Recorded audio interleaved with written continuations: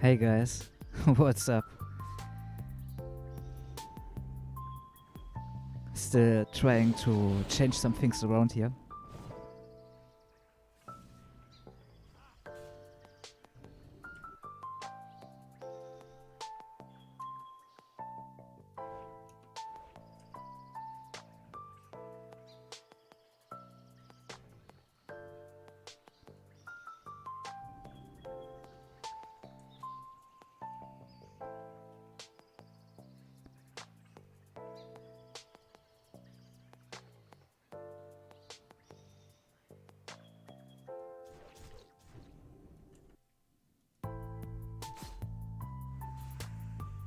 I think it should be fine. Looks good, everything. There we go. You should see now. Sorry, I needed to make sure some things are correct. Last time I fucked up, so... As you can see, this is a little bit different here. Hey Splat, how's it going? You see, this is Wallcraft here. It's pretty much the starting area here. Don't even know, can we look how many people there are currently? Yeah, 9 people. All on GM Island. Oh, what's wrong, man? About the drama or... Yeah, it is hard for me as well. Yeah, I don't even know what to say to that anymore. Oh, I think someone attacked me. Come back. Uh-oh. No! Oh no! I'm sorry. My level is 255. That's not normal. And someone tagged my pet. I'm sorry.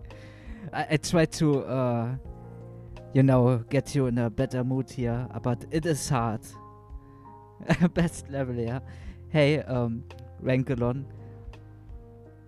I don't get it, man. We people are so messed up here. Yeah, I mean... what should I say to that? I really don't know what to say. Oh yeah, max talents, that's right. Was for the hunter. So I can test pretty much everything. He has some nice changes in here. Wall should get on the call. Ah, there we are. Give me a second. Hey man, what's up? Hey. What's good? How you been? You know, the drama stuff. We are currently live, so you know. Yeah, it's been a little bit of a rough and tumble last few days, but I've been chilling. I got, I honestly, I ain't got a care in the world, man. This is like the most relaxed I think I've been in 7 months. I'm just Yeah, hanging out on Wallcraft and enjoying it, man. that's cool. Give me a second. Okay. Take your time. I'm gonna grab a, Yeah, I'm gonna grab a sure. beverage real quick. Yeah, sure. Let me have a look with chat here. Hey, Reggie Lotson. Good day to you as well. Splat, sorry, don't say anything. Just enjoy the game, and I hope you are having fun on World Server. Hey, man, I really feel you. I didn't want this as well, you know.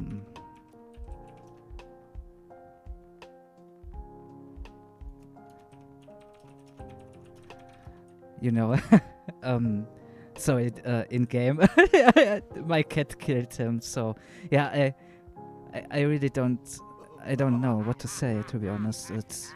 I mean, it could have been done, dealt with in a better way from both sides. So yeah, for sure. But the stuff that is being said now is so nasty, man. Yeah, I don't Yeah, I'm here, know. bud. Hey, man, welcome back. I have I had, dropped a link in your Discord if you want to see the chat as well. Yeah, Oh yeah, I linked that in Discord. I put everybody here. cool, man. Yeah, sorry. I don't want this, you know, to be the biggest part of the stream, but it is certainly still a big talking point, of course.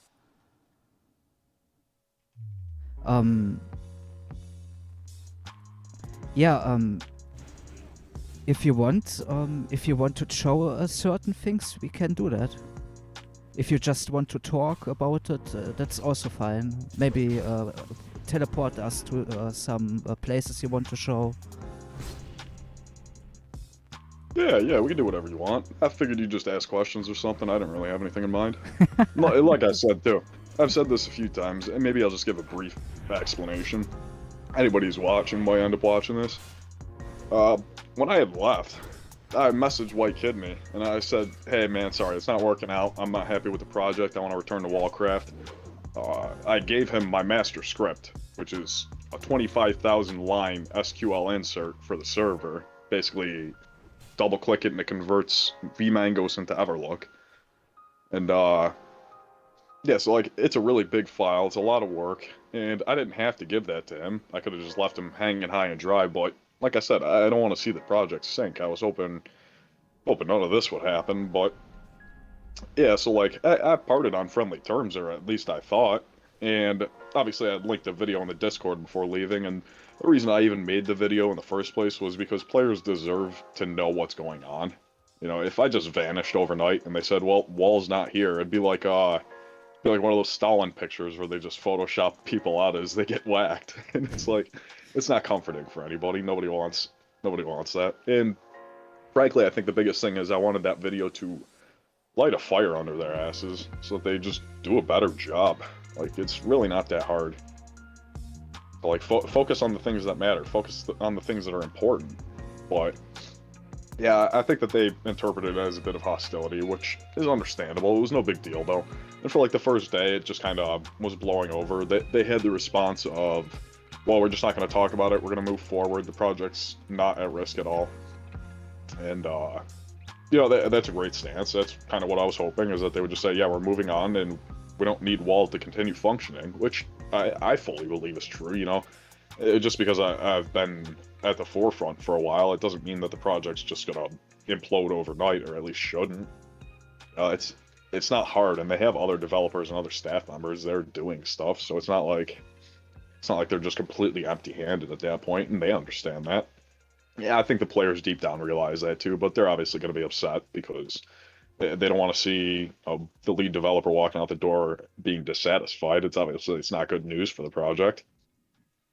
But Yeah, and I think players in the Discord, people in the Discord, egging them on a bit about it, kind of drove the tensions up for them, which is understandable. But again, this is a group of people who talk about following the rules and being professional constantly.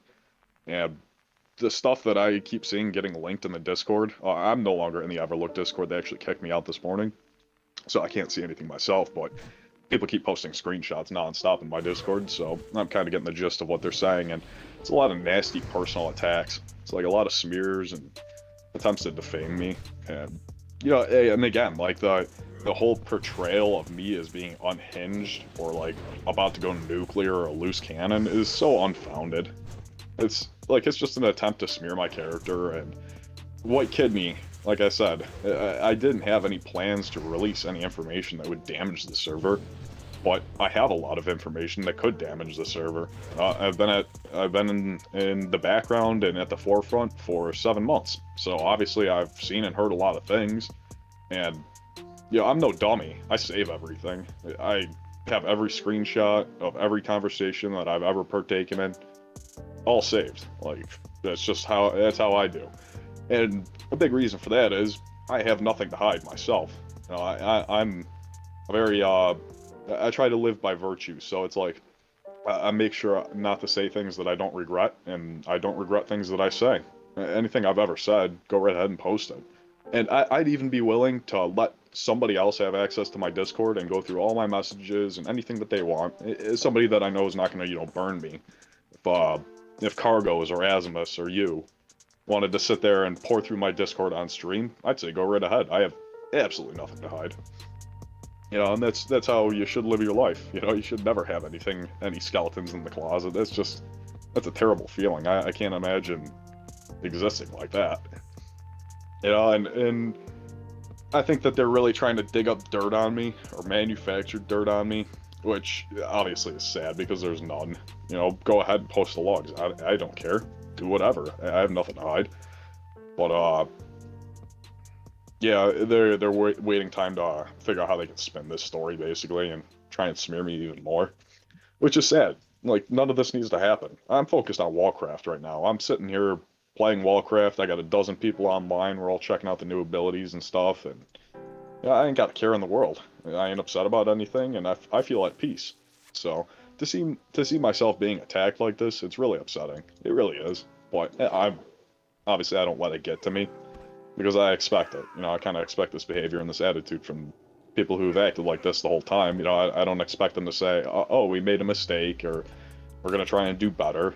They don't want to have that level of integrity with themselves to say, "Yeah, we kind of dropped the ball, and this is how we're gonna improve." No, they'd rather focus on personal attacks on me. So, it's whatever. It doesn't really matter to me. And please, if you see people from the staff or anybody floating around my Discord, don't grief them and don't flame them. Don't give them a hard time. I really don't want it to boil down to that. But that all being said, like if they're going to persist in attacks on me, I'm just gonna start releasing information. And every time I see some nasty stuff posted about me, I'll reveal the truth.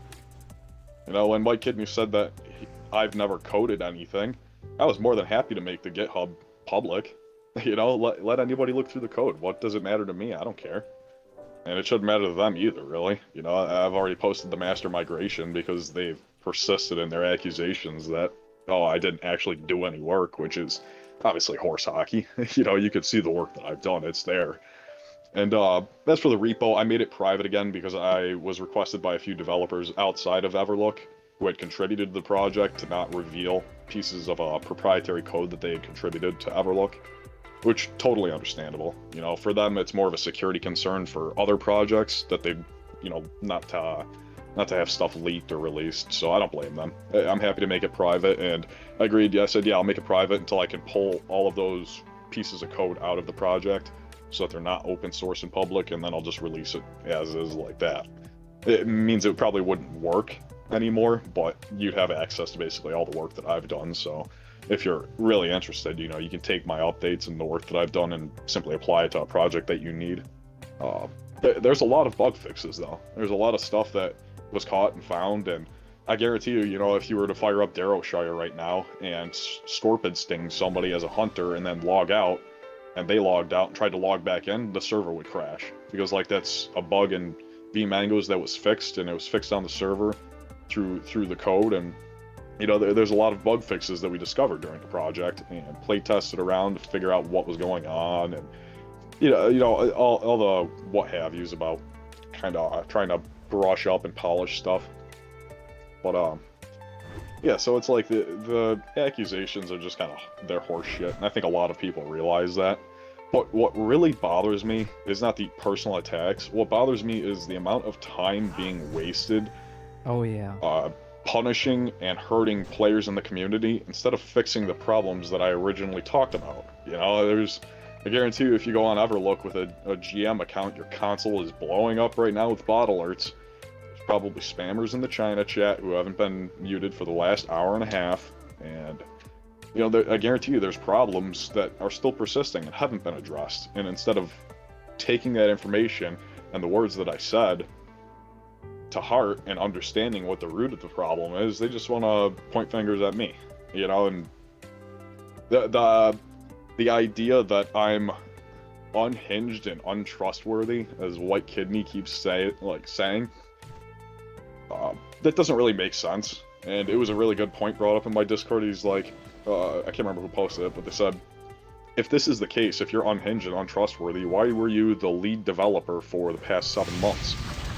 Like, why would you put somebody that you legitimately believe to be a split personality schizophrenic at the seat, you know, behind the wheel? Why would you do that? If that's a terrible judgment call on you, and obviously that's bullshit. You know, it doesn't make sense, and anybody who's interacted with an actual crazy person will tell you, you know, they're not as lucid or sane. They could never hope to be doing something complex like this, so it's totally unfounded. But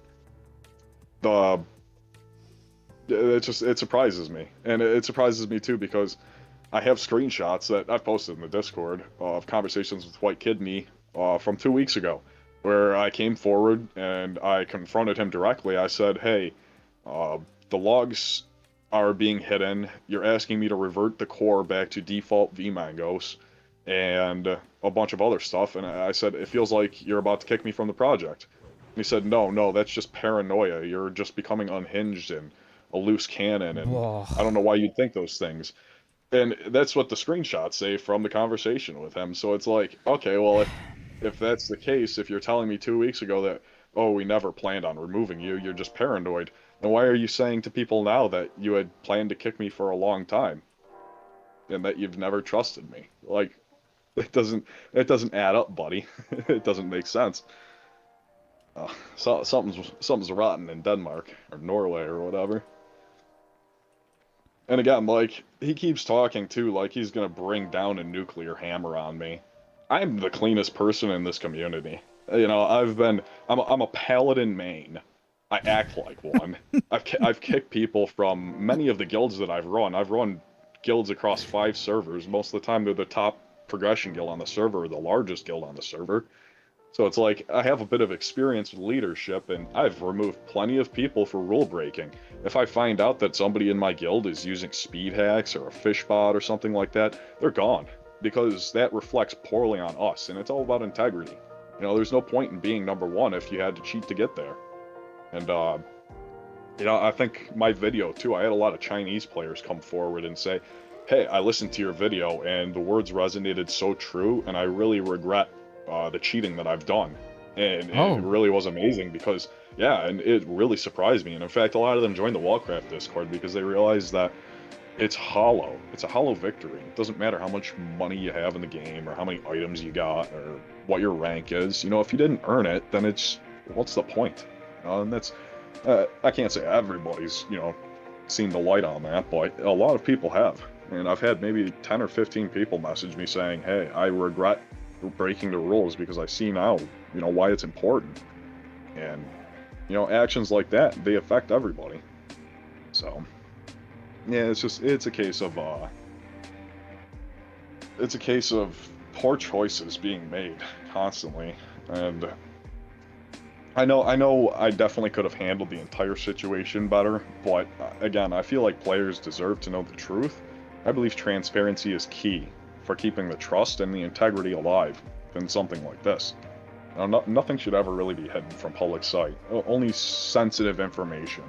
So, and again, White Kidney is saying, well, it's a problem that he's leaking DMs between internal messages and DMs, stuff from the staff Discord, and it's a big problem. It's a security concern because it affects you, the player. But I'm not leaking players' information. I'm posting conversations that you've sent to me in the past. So it's like, I have no problem with transparency with anything I've ever said. And if they try and dig through the Discord for dirt on me, I'm telling you right now, the only thing they're going to find is me kind of being a dick sometimes to people who are acting like idiots, but that's because I'm busy. I don't have time. And that's really what is the only thing that upsets me, is that I'm focused on Wallcraft. I'm busy. I'm trying to work on stuff. I want to rebuild the entire core using a lot of the work that I've done in the past 7 months on Everlook. And, I just don't have time to deal with this nonsense. I really wish that they would focus their time and effort on fixing their own problems instead of this drama. There's really no place for it.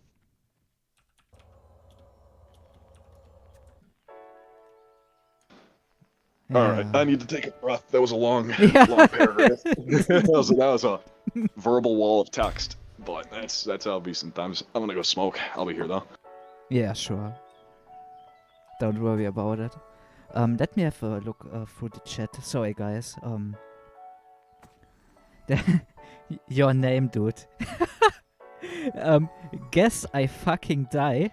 Jesus, what a name. Why do you think it's so hard to get a good server? Are private server completely doomed to be run by grifters or moderating power-hungry people? Can you ask Wall this too? Want to see your opinions. Yeah, you can still have good private servers, but you have to have good people running them, and that's often the problem. Is people, they don't do it out of passion or love of the game, and you'll find a lot of projects like that. A lot of smaller name projects and stuff. I had a guy message me on Discord today. He's another private server developer. He does like Russian, I think, Cataclysm projects and stuff like that. Yeah, and he showed me some of his work, and it's a smaller community, but they obviously, they're very passionate. They do a lot of custom stuff in the Cata client, and they're very happy with their product, and so are the players. So a lot of the stuff is just not as big and popular, and I think that's the problem, is that the people who are trying to make massive servers and big hype projects, they obviously, that's what their modus operandi is. It's not quality, it's quantity.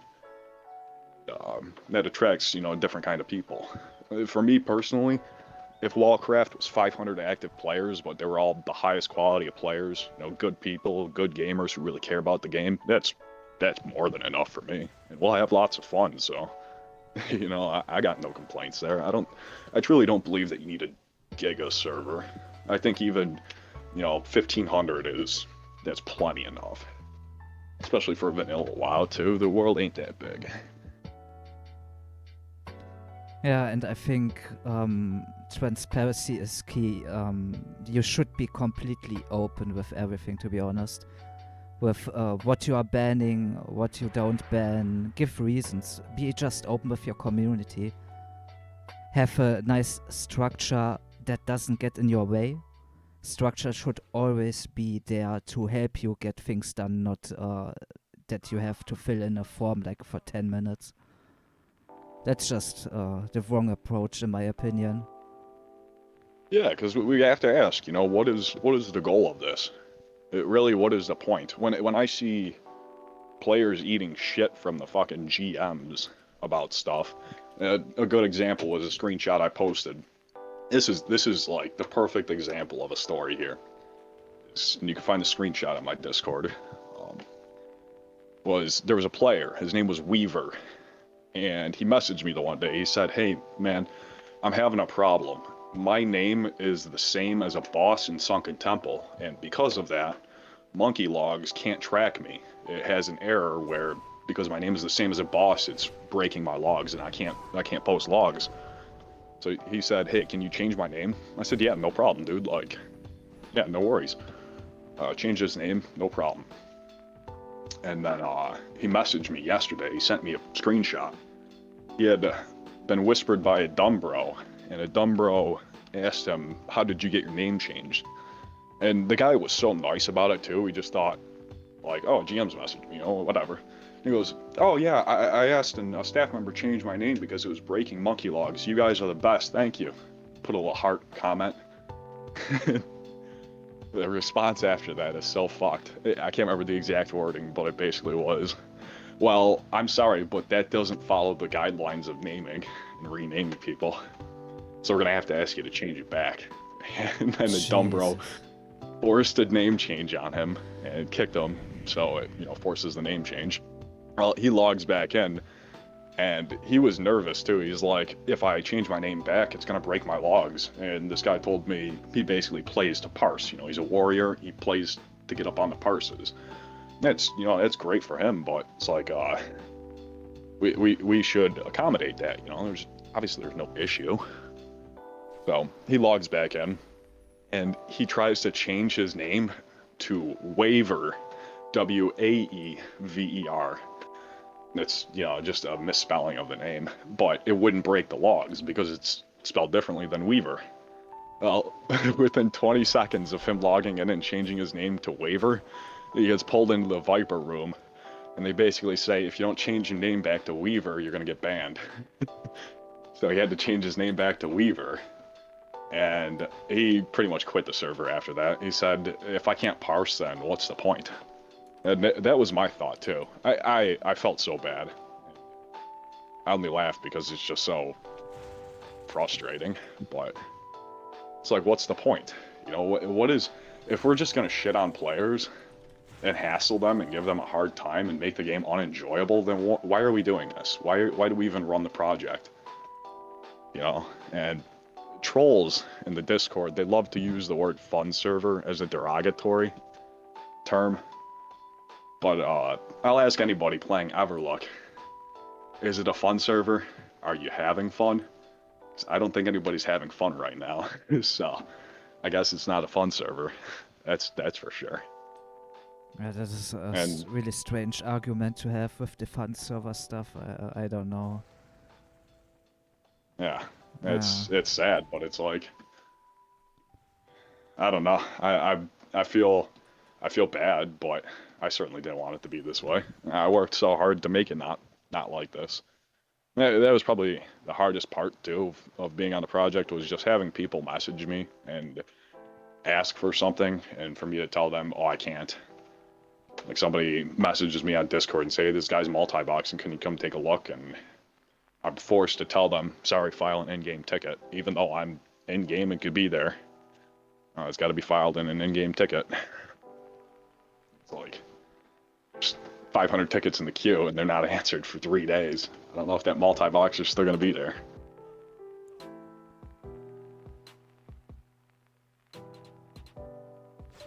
I saw a lot of people asked when they want to level here, normally they should just use the teleporter NPC, right?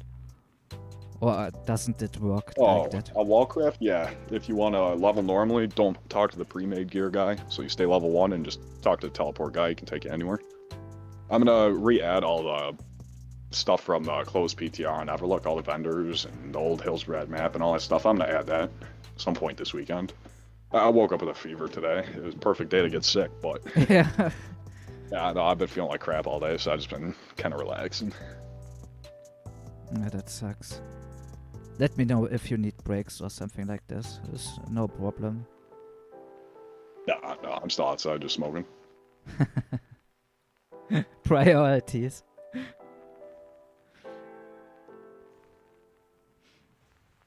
If you want, Penny asked if we could show Karazhan. Maybe we can make a little run through there.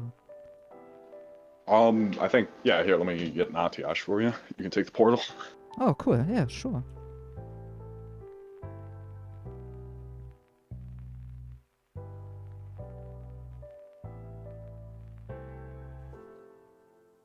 By the way, hi guys.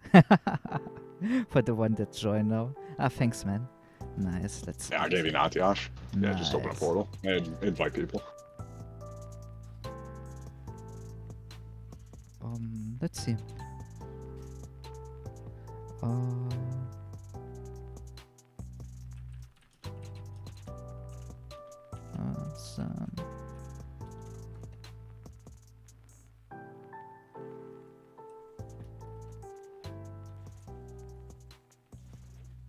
All right. Give me a second. I just invite you guys. Yeah, get all these people invited and make a raid and open a portal. Right.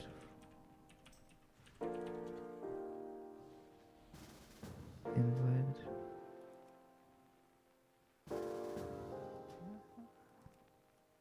Your party's full. Give me a second. I will make a raid out of that. I take a bit of time. I am a noob.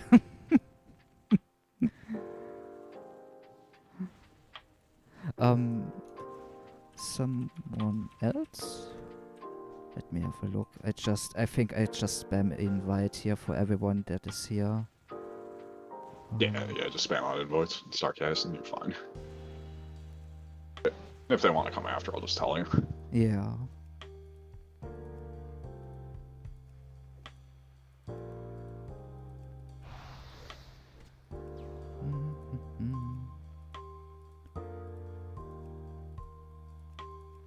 Oh, Shate is here as well. I see this. We got White Kidney here. Yeah, I killed him already. Sorry. It's funny. No, invite him. That's not really White Kidney, I can tell you. No, that. I know. And the irony of that is that the first month of the first month of the project, the developer server was where we were hanging out because we didn't have hardware yet. So all the people were playing on the developer server, which was basically just Wallcraft hardware with the Everlook project hosted on it. So we had like 150 people playing on the developer server for about a month and a half.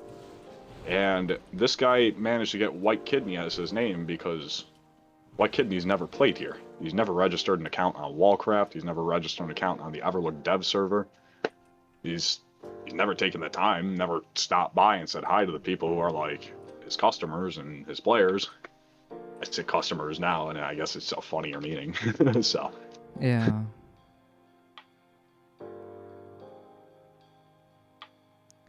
I'm in closed PTR instance. I think you need to teleport Shate then manually. Yeah, that's fine. If anybody wants to get here, they can.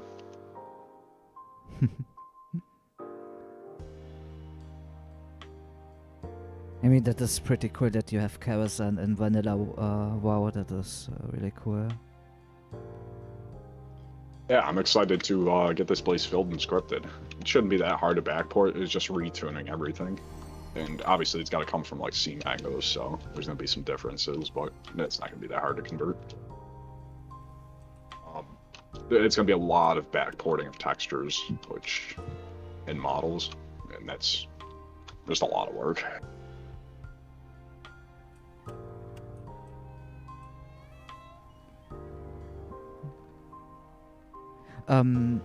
Caffeine Inject asked, well, I just joined. I wanted to ask the Wall some questions. Was hoping to maybe get him on my stream sometime to chat Everlook, Turtle WoW, and WoW in general. Yeah, I'd be more than happy. Anybody that wants to have me on and talk, I'm more than happy to.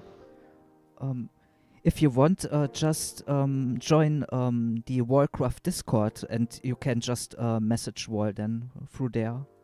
If you need a link, let me know. I will post it in the chat. Invite? Hey, can you, Yeah. Yeah, can you invite me?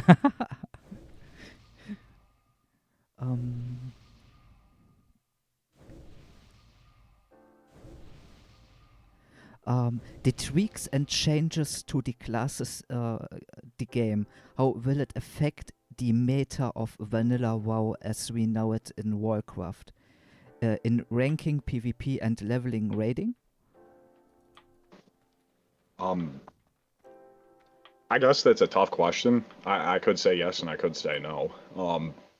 Like in terms of ranking, the reason you rank is to get gear, And PvP gear can be obtained through war modes, so ranking is like a secondary method of getting the gear at that point. It's not a hard requirement to put in 14 hours a day to rank. And in terms of meta, the classes are balanced to what you'd really expect.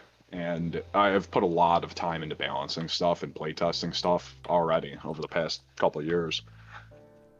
A good example is like how DPS ranks compared to other classes and other specs, and it pretty much follows what you'd expect.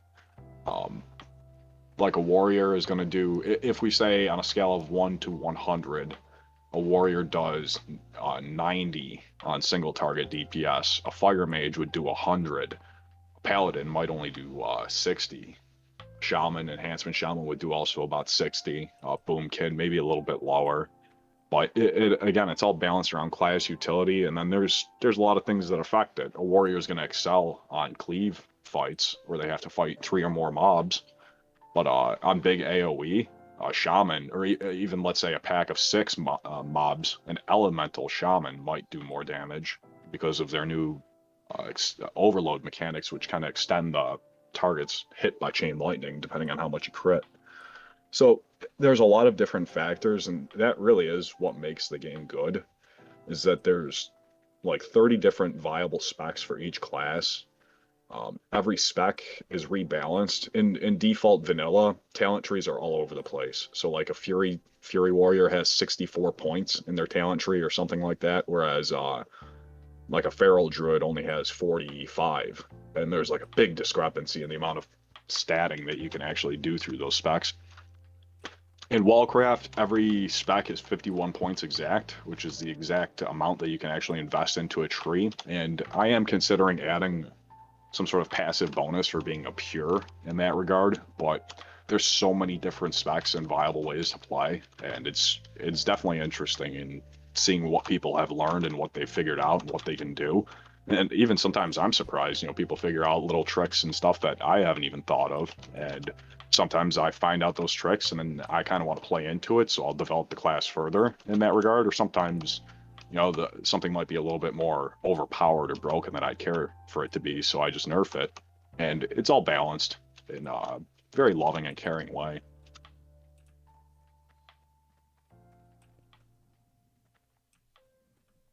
Yeah, you have changed all the classes pretty much, right? For all... 7 out of 9 right now. Currently, Rogue and Warlock are not reworked. I have like half of their stuff done, but it's not actually added into the game yet. It's just in the database. Some of the stuff is in the game, like the rework for Ghostly Strike for Rogue, or Warlock's Epic Mount passive effect. You know, there's some details and stuff that were touched up, but yeah, the other 7 classes are basically done. Shadow Priest and Frost Mage still need a little bit more work, but everything else other than that is pretty much good to go. Hunter's done, Druid is done, Shaman, Paladin, Mage, Warrior. Priest is done except for Shadow. Frost is tricky because if you go through the Frost talent tree, you'll find that all of the Frost talents are really good, and they have like I think exactly 51 points. So there's really not a whole lot I can do, but I'm definitely going to give them some love. I'll give them some unique stuff. I was thinking about doing the Water Elemental, but I really don't know where I want to take it. There's a few things that I've considered adding, so we'll kind of have to play test and see. Hey, I have started leveling on Wallcraft. Is there a way I can test different percentages as I level to see how it would feel if we did like 20%, 30% or 80% more experience gain? Yeah, I can mod your XP. I don't know if that's available to players in game right now, but I could add that as a command. I can just change your XP rates though. Just let me know your name. Oh no. Yeah, just whisper wall in game then. That would be the easiest way, I would say. Vali S has a question about melee classes, especially warrior. Since your plan is to add changes on Warcraft, will it be more playable than normal vanilla in terms of quality of life stuff?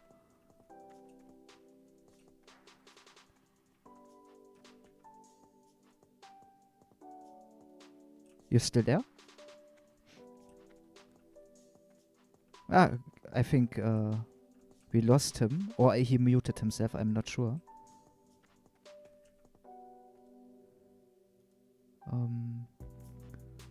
Let me ask him.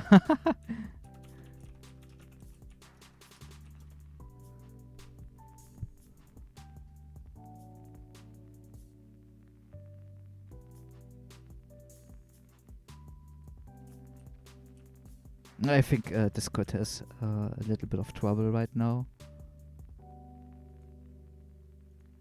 Oh, give me a second. Let's have a look. Yeah, it should be live though.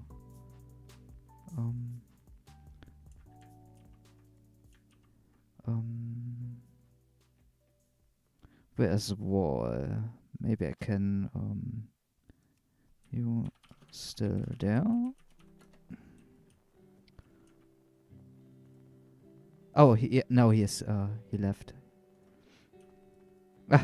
A phone died. So don't worry, guys. He will be right back.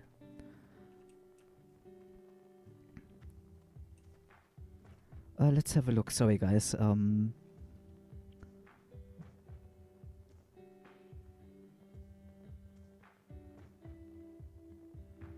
I've always felt that giving out 5 more points for talents in vanilla would have a huge impact on builds in general in a good way.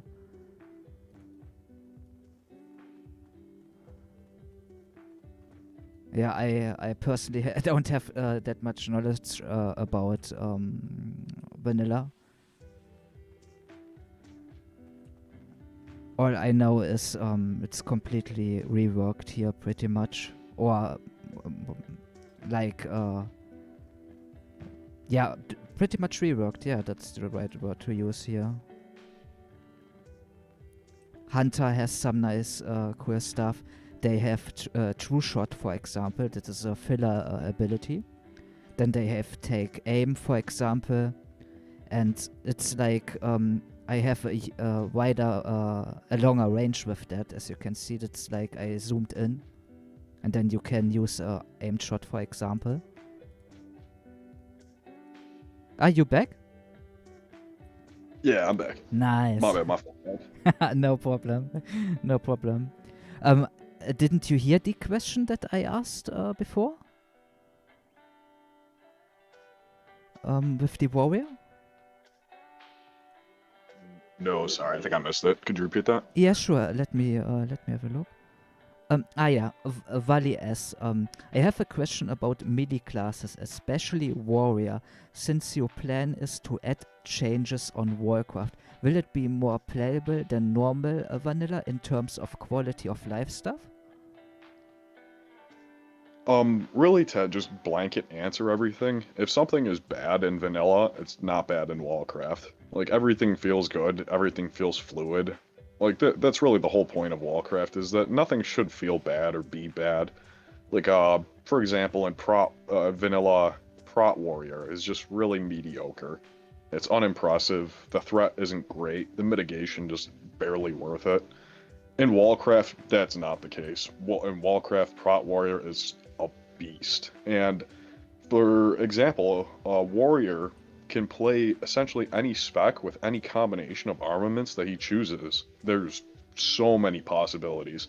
One of my favorite for Warrior is two-handed Prot PvP. And that's because the Revenge ability now uses weapon damage with bonus damage on top of it. And Thunderclap is castable in defensive stance. The slow is phenomenal with talents, and the rage cost is very low with talents, so you can basically spam it out and deal a lot of AoE damage when you rush into the fight. But anybody who hits you is going to trigger Revenge, and with the right talents and spec, you can get a 100% chance to stun an enemy when you Revenge. So you combine that with like a Concussive Blow and the improved Sunder armor talent, which reduces the global cooldown of Sunder, allowing you to get 5 stacks up even faster while solo. Stuff like that, it's very powerful. And again, everything has been thoroughly play tested in between PvP and PvE. I've probably put about 500 hours into checking parses for every spec and every class and every gear score level, and I think that right now the tuning is pretty solid. I would have to take 40 people into different tiers of raids to really get a good scope, which is something I haven't done yet. But for the time being, a lot of the tests were all conducted on 100,000 health target dummies, level 60, as well as 1 million health boss target dummies. And I think the spread is phenomenal. There's a few things that I do need to address and touch up for some classes. For example, a discipline priest can't actually complete the 100,000 challenge because they run out of mana, around 50,000 damage. But their damage up until that point is very impressive. Like, they're able to pump out a fair amount of DPS. So they're very bursty, but they run out of steam really quick. And it's all about balance and control for your usage on your abilities for that class. And I don't think Discipline needs to be a top performer. I think that maybe just alleviating some of their mana regen issues would probably be conducive to the class. Or at least kind of figuring out how to better refund mana, since they simply don't have mana refund mechanics, only regen. There's a lot of nuances and details to the game, though. And when you say, in default vanilla, you look at something and you say, oh, well, this kind of sucks because it has this interaction and it's negative. Often in Wallcraft, that's fixed. A lot of people are often surprised because they log on and they start doing a rotation with their favorite class on a training dummy and they realize, oh, this ability isn't clipping my auto attack, and I'm able to use this a little bit more fluidly. Or this ability doesn't share a global cooldown with this other ability. They're on separate categories now. For example, Shaman Totems. Shaman Totems each have their own global cooldown per totem class, so Earth, Fire, Water, and Air. And you can essentially macro all 4 to one button. Now, due to the 1.12 client limitations, you can't actually just cast it all at once without super macro, but if you hit the button 4 times rapidly, they all drop in the same time. So, achievably the same effect, but a lot better for utilizing totems as a shaman in situations where you don't want to waste those global cooldowns. For example, Druid, Balanced Druid, their Omen of Clarity. In vanilla, it's a good idea, but it doesn't really work because your spells interrupt your auto attacks, so you can't actually attack stuff unless you're using a 1.5 or faster weapon, and only instant cast spells like Moonfire. Well, in Wallcraft, that's addressed, and you're able to use your main DPS abilities well in Moonkin form without interrupting your attack timer. So you can take full use of Omen of Clarity to essentially weave in and out of combat, or if somebody gets on you, you have an extra bit of damage, an option to generate mana by using melee attacks and Omen of Clarity while in Moonkin form. And that's really the intention of the class fantasy. It was just never fully realized in vanilla. And you can see the design there, but it just wasn't fleshed out by the time that the game was released and by the time it finished. So just a lot of small stuff like that. There are some changes that seem minor, but they totally revolutionize the way that the class is played. Protection Paladin, for example. A lot of people know me as a Protection Paladin, and I love wreck bombing stuff, but you can't really wreck bomb on Wallcraft because Reckoning no longer procs off of crits, it procs off of blocks. And frankly, that's the way that the talent should have always been. It's a deep protection talent, and it's meant to generate extra attacks from your defensive capabilities. When you're struck, you should be able to hit back extra hard or extra attacks.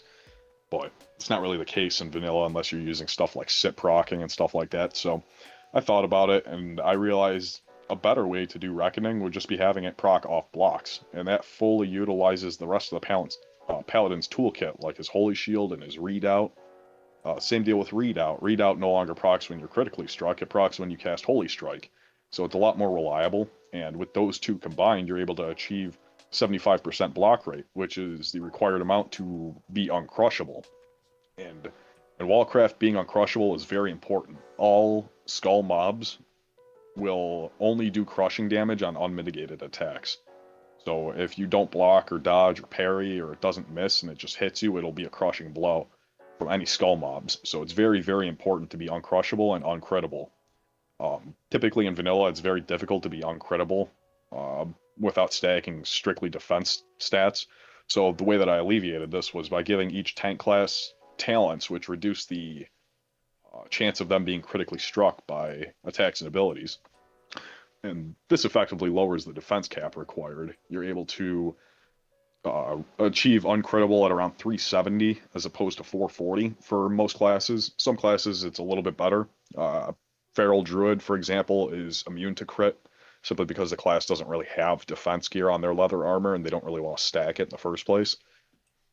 So with the proper talents, you just simply don't get crit as a druid, but as a feral druid, obviously you can't reach full mitigation, so you will be eating crushing blows, which is why their armor's been balanced out a little bit more to kind of equalize the amount of damage taken between them and other tanks without using the same set of mechanics. Paladin and warrior tanks both generally take the same amount of damage. Shaman tank is a viable spec in Wallcraft, and it doesn't use any gimmicks or any cheese. It strictly has a tier 6 talent and enhancement that allows you to increase the armor from your items by 50% at max 5 points. And effectively, this gives Shaman approximately the same armor levels as a plate class when they're fully invested in the enhancement spec. That's very useful. And the brilliance about that one, too, is that because it's a raw armor bonus, it's really reliant on using a shield. Even without a shield, you're only going to have about 5k armor in total with full PvP gear and a two-hander. Whereas with a shield, you're going to have about 9k in total, approximately the same amount as a plate class. Their design and their balance is less around mitigation, but more around threat and damage output. They play a lot like a Fury prot would in terms of tanking, dealing a lot of single target threat and some decent AoE threat. There's a lot of nuance to that though, because like the Shaman, the enhancement spec, people often request the dual wielding, and I've playtested dual wielding. I've added dual wielding to Shamans a few times, and the more that I playtest it, the more I realize that you don't really have enough hit to make it work in vanilla. So unless I start tacking on a lot of hit gear, it's just not really that viable in early game. So it's a consideration. I'll still playtest it a bit and see what I can come up with. It doesn't really affect the game too much by adding it and see how it works. But right now, two-handed DPS for Enhancement Shaman is phenomenal. Like I said, it's about 60% of capacity is what I should say from standard parse list from all classes combined. So like a Fire Mage deals 100 because they're the top single target DPS. A Shaman is going to deal about 60 on that chart, which I think is totally fine. That's a perfect number for an Enhancement Shaman to be at. Their utility is primarily what you bring them for. The Unleashed Rage buff that they have now offers 10% attack power to anybody nearby when you crit. And that's a big thing about Wallcraft too. Auras like that typically would only affect party and raid, they affect all nearby friendly targets in Wallcraft. And that gives you a lot better group composition in raids. You basically will want to bring one of every spec into your raid because all specs offer something unique that's typically a benefit. And you don't need to overstack classes like paladins. You don't need 8 paladins just so you have fire resistance aura in every group, because all the auras are area wide to all friendly targets. So you bring 5 paladins and suddenly all people in the raid have 5 paladin auras on them instead. So the only thing that doesn't use the true aura is totems, and that's because totems are rather unique and that you can essentially apply 4 buffs from a single shaman into an entire group. And if you had 5 shamans all applying 4 buffs, then that's 20 buff slots to everybody. That's just really not workable for the default vanilla client because there is still hard limitations as to the amount of buff slots there are.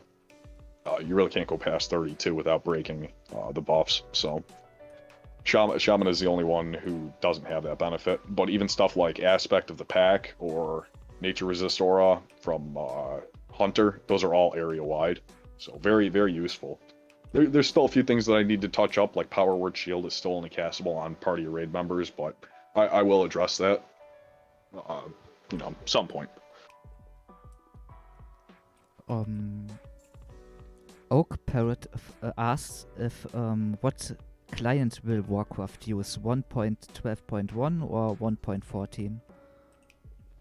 No, unfortunately, and that's a hard no, simply because you could use the 1.14 client, but it wouldn't work. Wallcraft requires a custom patch, and I know a lot of people are hesitant about the 1.12 client. They say it's worse, but I'm telling you right now, all you have to do is optimize your configs, And in Wallcraft, there's a lot of quality of life adjustments in the core and in the game itself with the custom patch that solve a lot of problems that you typically see. Like not being able to open up your targeting reticle for an AoE while moving. You can do that in Wallcraft because I was able to, just apply that to the custom patch, so that's no problem. If you think that you have stutter or frame rate issues, my best option to tell you is there is a way to fix all that problems. You just have to tinker with it. And a lot of people are super hesitant. They want to click, they want to double click their client and just have it work. And obviously I understand the sentiment, but you have to, you might have to optimize stuff a little bit. It's possible to easily change your 1.12 client to work as smoothly as a 1.14 with almost no downsides. But yeah, simply because there's a custom patch, 1.14 cannot support it. I don't know if I think the question has already been answered, but I just throw it at you anyway. Does that mean that specs that were meme in vanilla will be viable here? For example, Red Paladin, Moonkin, Edelcharmy. Also, does this mean Fury Tank is no longer a thing? If you want to add something. I missed the first part, but Fury Tank's definitely a thing. Even Arms Tank is a thing. Dual wield arms is a thing. Two-handed Fury DPS is a very, very much so a thing. It's a very strong spec. You can dual wield protection. You can two-handed protection. Basically, for warriors, you're not restricted by your arsenal that you're using or your spec. You just build around what you're using, and there's so many different variants that you really can opt for. Especially arms dual wield is actually very strong because of the way that the heroic strike scaling works. And I'm sorry, what was the first part? I didn't catch the whole question. Sorry, I had a sock in my mouth. Red Paladin, Moonkin, and Elemental Shaman. As in, if they are still a meme here, but you pretty much said that are all viable here. There's no meme specs in Wallcraft. Everything is good. Everything feels good to play. Everything performs well. There's and that's a big part of Wallcraft is taking the vanilla game and refurbishing all the unfinished content that they didn't have time to develop in the beginning and adding it fluently into the game to where it's natural and it's part of the original game design. Most of the spells and abilities that you're using right now are actually in the game file. You can find them on Classic Database. You can even use them on Everlook or any other private server because they exist in the game client and in the core. They're just not finished and they're not added. And a lot of people don't understand that there's like 30,000 spells in the game core and only a third of them are even used in the game. The other 20,000 just sit there and never been touched. So yeah, like a lot of the development is just taking the content that was naturally meant to be part of the game and refurbishing it so that it can be part of the game. The balancing aspect though is one of the biggest appeals of Wallcraft because people, they have something that they like to play, and when their class that they like to play is bad, the game feels bad. And having to be made fun of or having to deal with shit because you enjoy playing a balanced druid. Why? Are you dumb? It's a terrible mentality, and that's not the spirit of the game. The spirit of the game should be playing how you want, playing what you want, having the freedom to make those decisions, and being able to enjoy those things. The game should feel good for everybody. There's no reason that the game should feel bad just because you picked the wrong class and you put your points in the wrong tree. People don't like feeling pigeonholed. That's antithetical to the concept of an MMO, really, is locking somebody into something that is kind of forced on them. Farah asked, is there a specific change with the balance tree? Does it more damage? I told you a little bit about the buff, but do you want to go into more detail? Yeah, let's go to GM Island, and I'll just hop on a druid and show you some of the wacky stuff for balanced druids. They're really good. Yeah. I like balanced druid. They're really strong. The DPS is increased basically because of that, right? Yeah, yeah, the class is just a lot more fluid to play. They have more utility, more options. Um, as an example for Balance Druid, I'll just talk about it. You can cast Insect Swarm, obviously, in Moonkin form. No problem there. You can auto attack without interrupting your swing timer while casting your Moonfire, your Wrath, and your Starfire spells, and your Entangling Roots and Insect Swarm. Basically, any offensive spell doesn't interrupt your swing timer. And this is true for all hybrid classes, Druid, Shaman, and Paladin. Their spells don't particularly interrupt their swing timers for some things. Not all things, but for some things. An example for Paladin would be Flash of Light doesn't interrupt swing timer, and that's to facilitate for the Art of War talent. For Shaman, their Lightning Bolt shouldn't interrupt their swing timer. It currently does, but I think that's only because certain ranks do, and that'll be fixed. For Balanced Druid, like I said, those abilities don't interrupt. So you're able to combine melee attacks when in close range to proc Omen of Clarity and deal extra damage while casting your spells.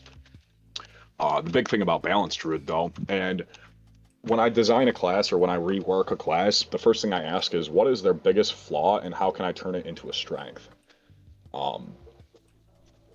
For Balanced Druids, obviously their name is Umkin. They do a lot of damage. Balanced Druids actually do a decent amount of damage. The problem is that they run out of mana very quickly. They go through their Innervate and they have mana issues. And I thought, well, how can I turn that into a positive? How can I turn that negative into a positive? And after a bit of thinking and discussion, hold on one second while I teleport you here. I'm here. Would you want to show that on test dummies here? Yeah, let me hop over. Like I was saying, the biggest thing that I wanted to do was take their weakness and turn it into a strength. So I did some thinking, and it kind of dawned on me. I'm like, what would be really cool? What if a Balanced Druid was low mana, and when they're very, very low mana, they become even stronger? So going low mana is like actually a good thing at that point. And that's kind of where the Bad Moon talent came from. It's not a talent anymore, it originally was. Now it's just part of the Moonkin form. And essentially what it does is, when you are below 20% mana while in Moonkin form, you go into a frenzy. Much like, NPC Owlkins will do. They'll frenzy and they'll run at you and they'll start slashing with their claws and screaming viciously, and they run really fast, and they beat the shit out of you while casting Moonfire spam, and they're just they're kind of a monster at that point when they're on low resources. So I did the same thing essentially for Balanced Druid. I took the Bad Moon talent and I appended it to the Moonkin form. When you are below 20% mana, your casting time is decreased by 1.5 seconds, your movement speed is increased by 30%, and your attack speed is increased by 50%. 1 second. Could you teleport Speedy Farah to GMI? She doesn't have an Hearthstone, so she can see it.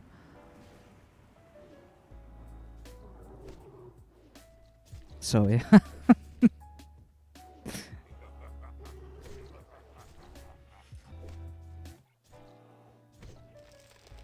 Nice one. Thanks, man. Alright, I have a big mana pool. I got the Nax gear on right now, so it's going to take me a second, but you'll see when it happens. Mm-hmm. Nature's Grace as well reduces cast time by 1.5 seconds, so when you critically hit with a spell, you can essentially reduce the cast time of your Starfire with talents down to 1.5 seconds, which is the same as global cooldown, or you can instant cast Wrath. So right now, let's say I've got Nature's Grace up, I can instantly chuck a Wrath spell while moving. It makes Boomkin very mobile. They're a very, very mobile caster. They can run around, they hit a few Moonfires, they have bonus crit from their Moonfire talents, and that triggers the Nature's Wrath, and then they can throw out a Wrath instead of a Moonfire for even more mana efficiency.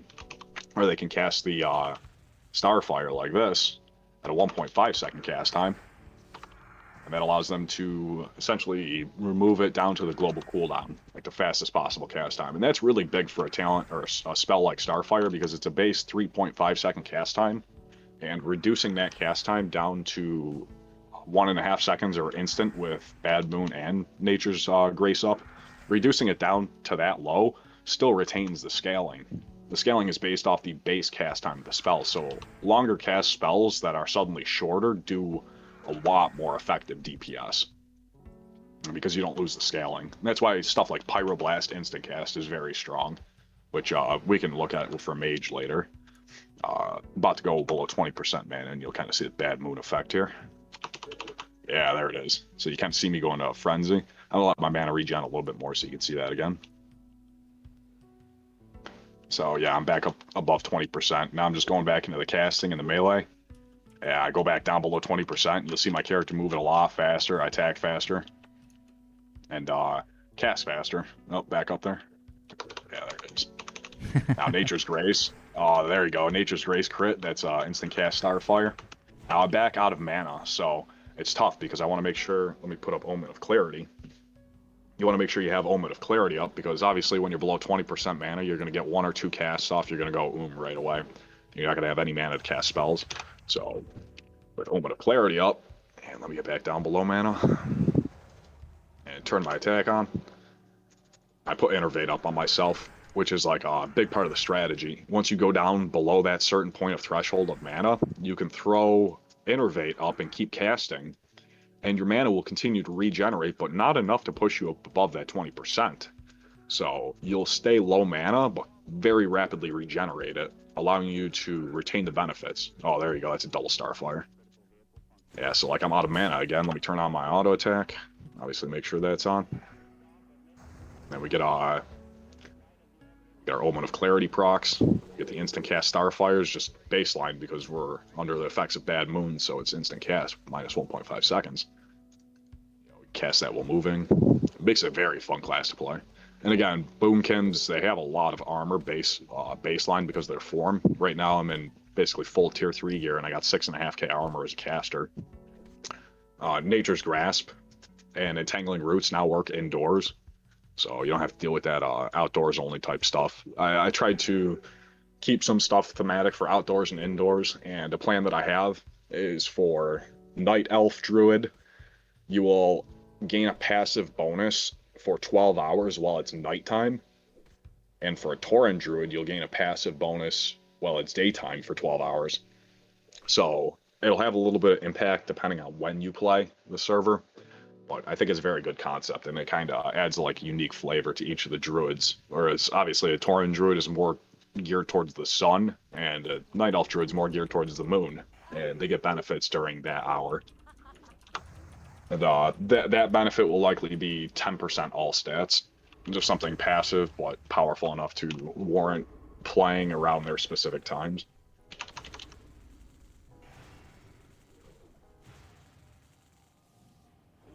Here, let me set this as not push to talk so I can actually play here. I'm just using one hand. Yeah, sure. Yeah, sure, man.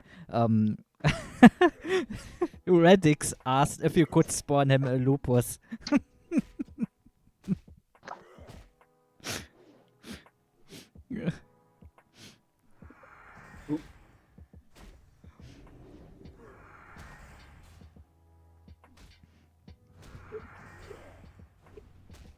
There we go.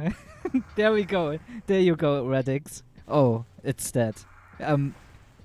What did it drop? Let's have a look. Height of Lupus! You won't see that on Everlook. Again, I want to reiterate too. Radix has never done me wrong. I've always liked Radix. I've always been chill with it. I didn't post that to defame Radix. Radix isn't a GM. He's a community manager. He's essentially a Discord mod. He doesn't have any power in the game. And if you're gonna flame him as a player for asking the developer, hey, can you spawn me Lupos? Well, you're gonna have to flame half the server because you should hear some of the requests that I get on a daily basis. And obviously, it seemed pretty tongue-in-cheek. I only posted that because Bully was mouthing off about something with that. So I'm like, okay, well, if he wants to be smart, well, here you go. I'm sure they're really having fun over that one. Yeah, I mean, I just have, I find it just funny. I don't have anything against Radix, or I don't even have anything, you know, why would I? I just find it funny. It never done me wrong. I thought it was hilarious, though, because obviously I'm not going to spawn him a Lupos. Like, that's cheating. That's cheap. And I'm not going to, hurt anybody else's attempts to tame a Lupos, but, Yeah, I didn't see it as wrong to just tell them, oh yeah, it's gonna respawn in 4 hours. And they're even calling me a griefer too, because half the times I was giving him were just like generalizations. They weren't really right. And they're like, oh, you didn't give him the right time. So, I don't know. I thought that was kind of funny. And then somebody else, though, had done that, and Adumbro said, no, you can't give people spawn timers. Like, that's against the rules. So he said that to somebody else. I'm like, okay, yeah, I won't do that. Sorry. But it was pretty funny because it was like 3 times that I had told him, and he missed them all 3 times with Chinese botters. The one time he had forgotten to dismiss his pet. It spawned right next to him, and he stood there for like 5 seconds trying to fucking dismiss his pet, figuring out why he couldn't tame it, and some Chinese guy runs up and just tames it right in front of him, and he like laid down on the ground and logged out. I don't think he came back that night. He was so disappointed. I felt really bad. Oh, man. Yeah, and then the next time I'm like, don't worry, I'll get some help to come here, and they're gonna clear out all the night elves here in the zone, so... I talked to Engor, I'm like, alright, this is your redemption arc, buddy. And this is before he got banned. I'm like, this is your redemption arc with Radix. You're gonna help escort him, you're gonna kill all these Night Elf Chinese guys up in the zone, and then he's gonna tame Lupus, and it's gonna be like a real war story.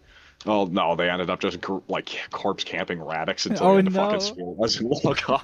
Jesus. And he was upset. He's like, you led me into a trap, man. I'm like, come on, Engor, I asked you to like help, and he's like, yeah, but we hate Radix, so whatever. I'm like, oh, okay. Oh man, that's wild. Yeah, I thought it was pretty funny.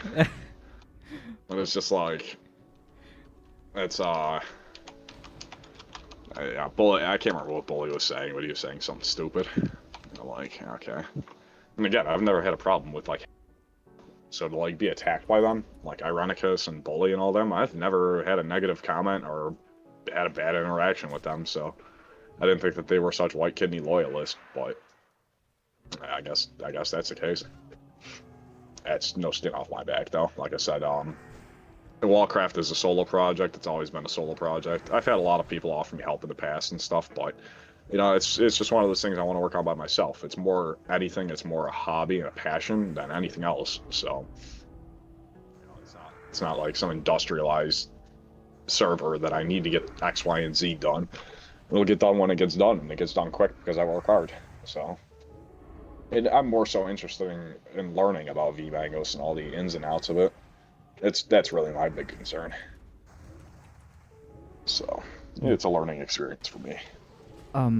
Oshire asked if he is allowed to use the improved water models. He is running it currently, and it seems to work for him. The patch, you know. You can use the improved WAD models. Just be aware that some custom skins obviously aren't going to work, and you're probably going to find some issues. The custom WAD model pack replaces models, so like if you go to a gamer's house and you see Champ outside, he's backported from like Legion or something, a little dog pet. You probably are going to see a checkered box instead because the model's not in your client. As long as you have the patch 3 and you're using a 1.12 client, obviously not using cheats or hacks or anything, then yeah, it's pretty fine. If you want to use NAM power, go right ahead. You know, I don't really care about any of that. And in fact, like I said, when the server launches, it's going to use the closed PTR access key system that we had up back on the closed PTR forever look, where you basically just apply for a key and you can get a key. And it kind of restricts the amount of people who can actually access the server to people that are approved. For anybody who's got a verified Discord account, they get a free key, so you can play on the server, no problem. But if you want to have multiple accounts, you're basically going to need more keys, which is going to be offset by essentially the Patreon page. All the subscriber tiers get additional keys per month, and really a big part of that is for people who do enjoy multi-boxing. I see it as a legitimate form of gameplay. I've never multi-boxed myself, nor cared to, but some people enjoy it. And I see the guys on Twitch who've got like 40 accounts running at once, and obviously they're using like software to kind of like control all 40 at once, but they're controlling all 40 at once. So it's not a program, it's not a bot, I don't really care. And if you find that gameplay fun, I'd like to encourage it, you know. I don't see it as an illegitimate form of gameplay. Some people have raised concerns about, what about people multi-boxing in a world PvP and they're just going to one-shot everybody? Well, in Wallcraft, the war mode kind of ensures that that's not really viable because when you're playing war mode, you die and all of your items that are in your inventory get dropped to the enemy player. So if you're multi-boxing 40 accounts, you're risking a lot, and go right ahead. But you get wiped by a few people with sapper charges, you're gonna be really, really feeling it.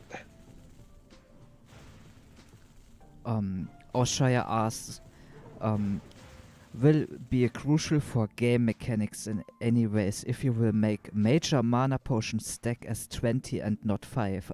Are you planning on changing that?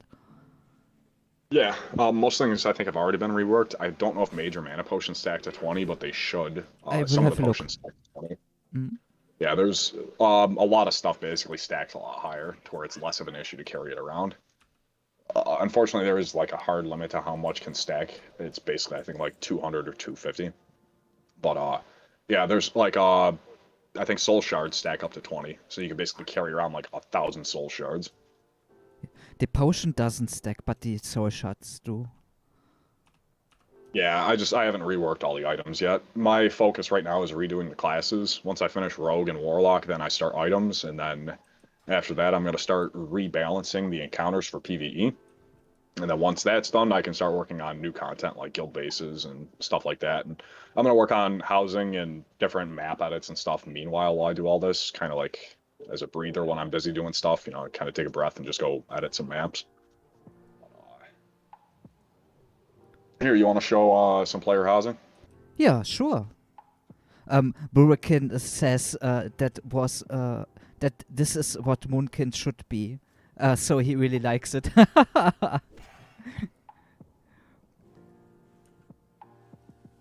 And some guy said, make enhance not a meme spec. Well, it's not a meme spec. Go try it. It's really strong. Enhance is a very powerful spec. And enhancement tanking is a lot of burst damage, and not just tanking, but like one-handed enhancement shaman is a lot of burst damage. Same with two-hander too, obviously, but yeah, they do a lot of like spell damage as enhancement. I'm use the teleporter NPC for Red Ridge. Yeah, just talk to the teleport NPC and he'll take you to Red Ridge if you want to go see a player house. I throw some questions in. I mean, you basically already answered that, but I still throw it to you. Waskedama asked, are there any plans on fleshing out the rogue spec, like swapping slice and dice and improved backstab? You could see they were leaning towards doing this, and they eventually did in the Burning Crusade. Yeah, in fact, that's something that's already done in the back end. It's just not implemented in the game. There's a lot of minor adjustments that just make a lot of sense and play a lot better that you'll find. And I'd encourage you again, if you haven't actually like logged on and check it out. Rogue isn't, like I said, Rogue isn't done yet, so it's not implemented, but that's one of the changes. Rogues are obviously going to get a lot of love. Some of the rogue developments I can talk about is combat is going to have a talent that will increase your passive movement speed by 30% when you're at full energy, giving them a lot more mobility. And again, all classes have a lot more mobility. The game is a lot more dynamic and fast-paced, a lot more action-oriented. So combat rogue is going to have a passive movement speed ability. Assassination is going to utilize poisons to a better degree, likely with the mutilate talent. And I'll also be adding Shiv and Deadly Throw for Assassination. Subtlety will get Master of Disguise, which is a 1-hour cooldown ability. And it allows you to assume the form of any target humanoid, be it a player or an NPC. And you also gain any faction flags of that unit. So you can go to Tyr's Hand and disguise yourself instantly as a Scarlet Crusader and walk right in and loot all the chests and nothing will attack you. You can do that to a guard outside Orgrimmar and walk right into Orgrimmar, and no players will even recognize that you're a rogue. And it'll break on combat, so you just kind of have to be careful not to take damage, especially if you walk into like a fireplace and take damage, you're going to lose your disguise. But there's there's like a lot of different cool little things you can do. And I just imagine like guild bases out in the open world. You have a subtlety rogue who disguises himself as an enemy player and walks right into the guild base and then assassinates the guy watching the guild base node, captures the base. There'll be a lot of fun elements like that. If you want, we are here before the locked door. In Red Ridge. What did you say? If you want, you can open us the door. Yeah, well, let me go.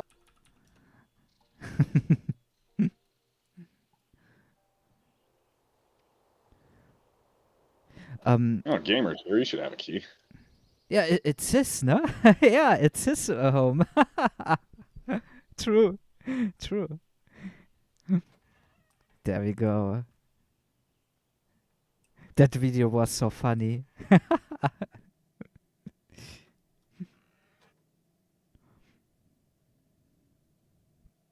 Intruder, yeah. Paul O asks how can we get back to GM Island? I think they don't have a Hearthstone. Yeah, use your Hearthstone. If you don't have a Hearthstone, I'll tell you. Just give me a second.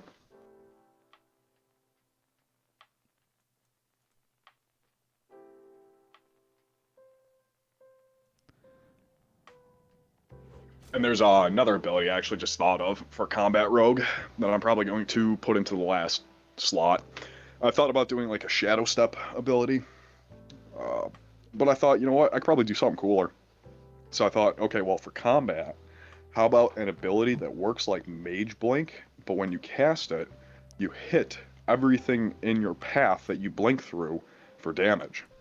So if you've got 5 enemies in a line, or like in a general cluster, basically like step through them. If you've ever played Dota, it's kind of like the Astral Step for Void Spirit. Generally the same concept, but you like basically teleport 20 yards forward, damaging anything in the path. And there will be 2 charges for it, so you'll have greater mobility and a nice little burst of damage as combat. Sorry, can you maybe teleport Kazumok? I will type that for you.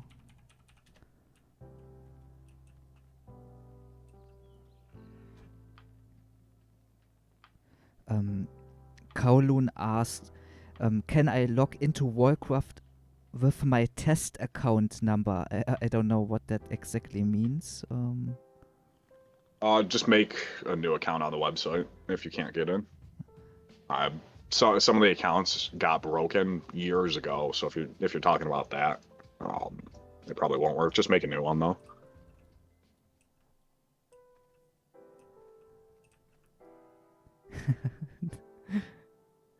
Here, guys. Yeah, exactly. Chatte already uses the awesome item here. Bongzilla. Chatte is gaming. Big chillin'. Oh, Jesus.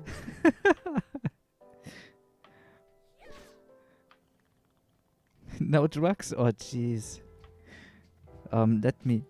The music you implemented.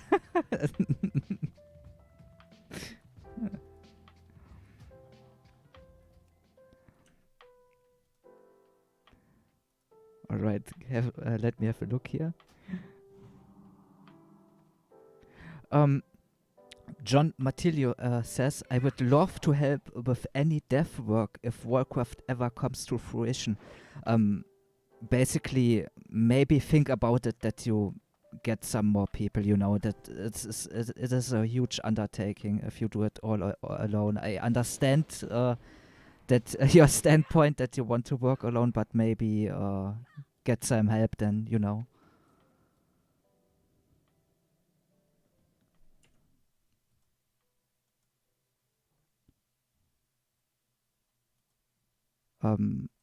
I think we lost him again. No, there's a guy who doesn't know what the patch is, so okay. he can't figure out why nothing's working. I see. No, I just was saying maybe open up to other people wanting to help you, you know. I know You want to you want to work alone, but maybe think about it. I've got a lot of offers from people, and if they were contributing, like just contributing work and bug fixes, that's one thing. There's a lot of help that I could get, but right now it's just one of those things where I kind of just want to work alone. For like media production and stuff like that, I could definitely use help. But in the future, I'll probably get some people on staff and start working on a little bit more advanced developments. But yeah, for now, it's just kind of like a passion project. I'd really just focus on that.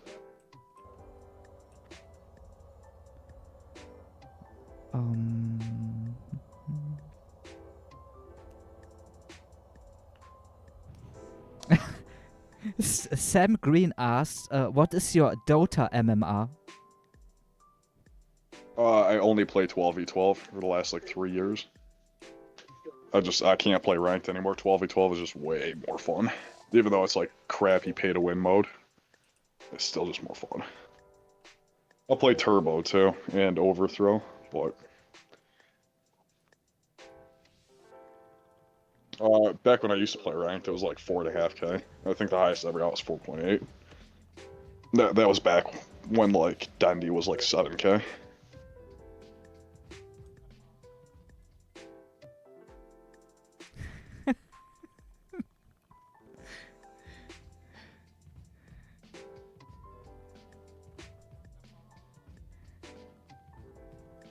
Yeah, like others said, yeah. If you want to help Wall out, just hit him up. If he needs help, he will let you know.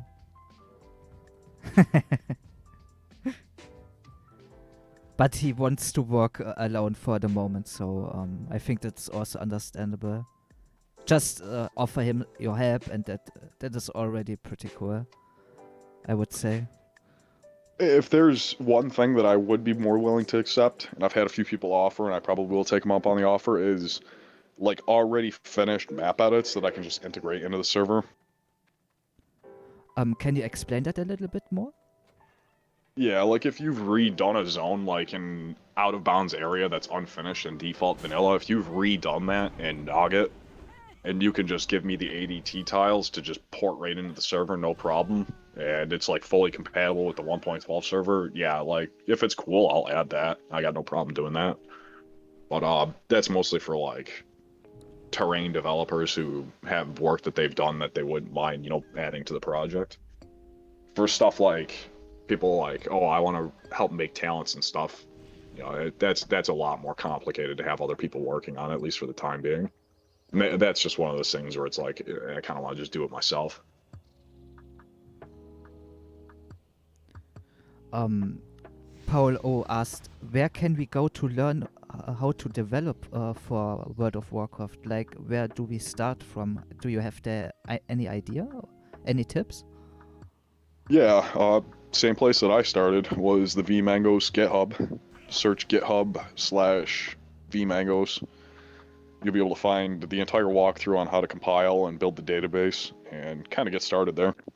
And once you're ready to try and like open it up to the public, I give away my website's code for free for anybody who's looking to use it, but frankly I would just use the Yeselman's CMS system that he has for like a website portal. VMangos uses SOAP instead of the old hash system, so it's a lot easier to work with now. You don't really have to know any PHP or anything. If you want to really get started easily, you can just download the Bro Pack and just fire that up, and that's a copy of VMangos. But I always encourage everybody to go get VMangos compiled themselves and kind of figure out how it runs.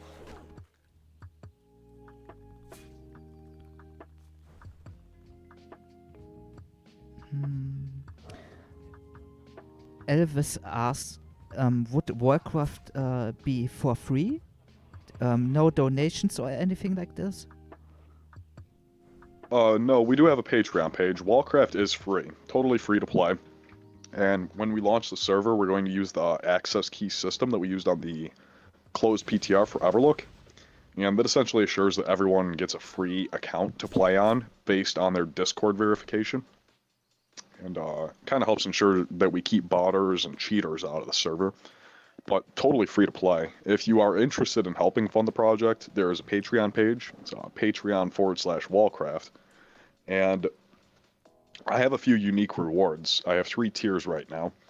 My plan is, up until the server launches, I'm going to host monthly tournaments on Wallcraft.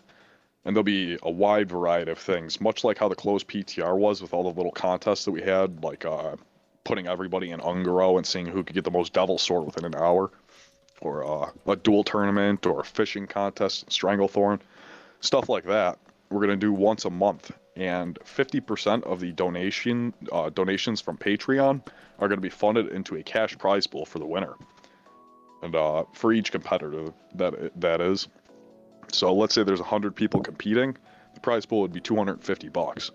And frankly, I think that we could hit that number pretty easily to where there's actually some like serious incentive to come play Wallcraft. And all you have to do is just log on once a month for the day of the tournament. You don't have to level an account or do anything. You know, you just log in, grab your gear, and you're good to go and compete.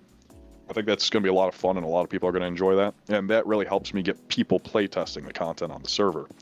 And again, it helps bankroll the project, and it gives it right back to the community. So I couldn't see any other way to do it. I'll never have pay to win. I'll never have a cash shop. I know a lot of people have asked me, "Oh, can you sell mounts or skins?" Or no, I'll never do that.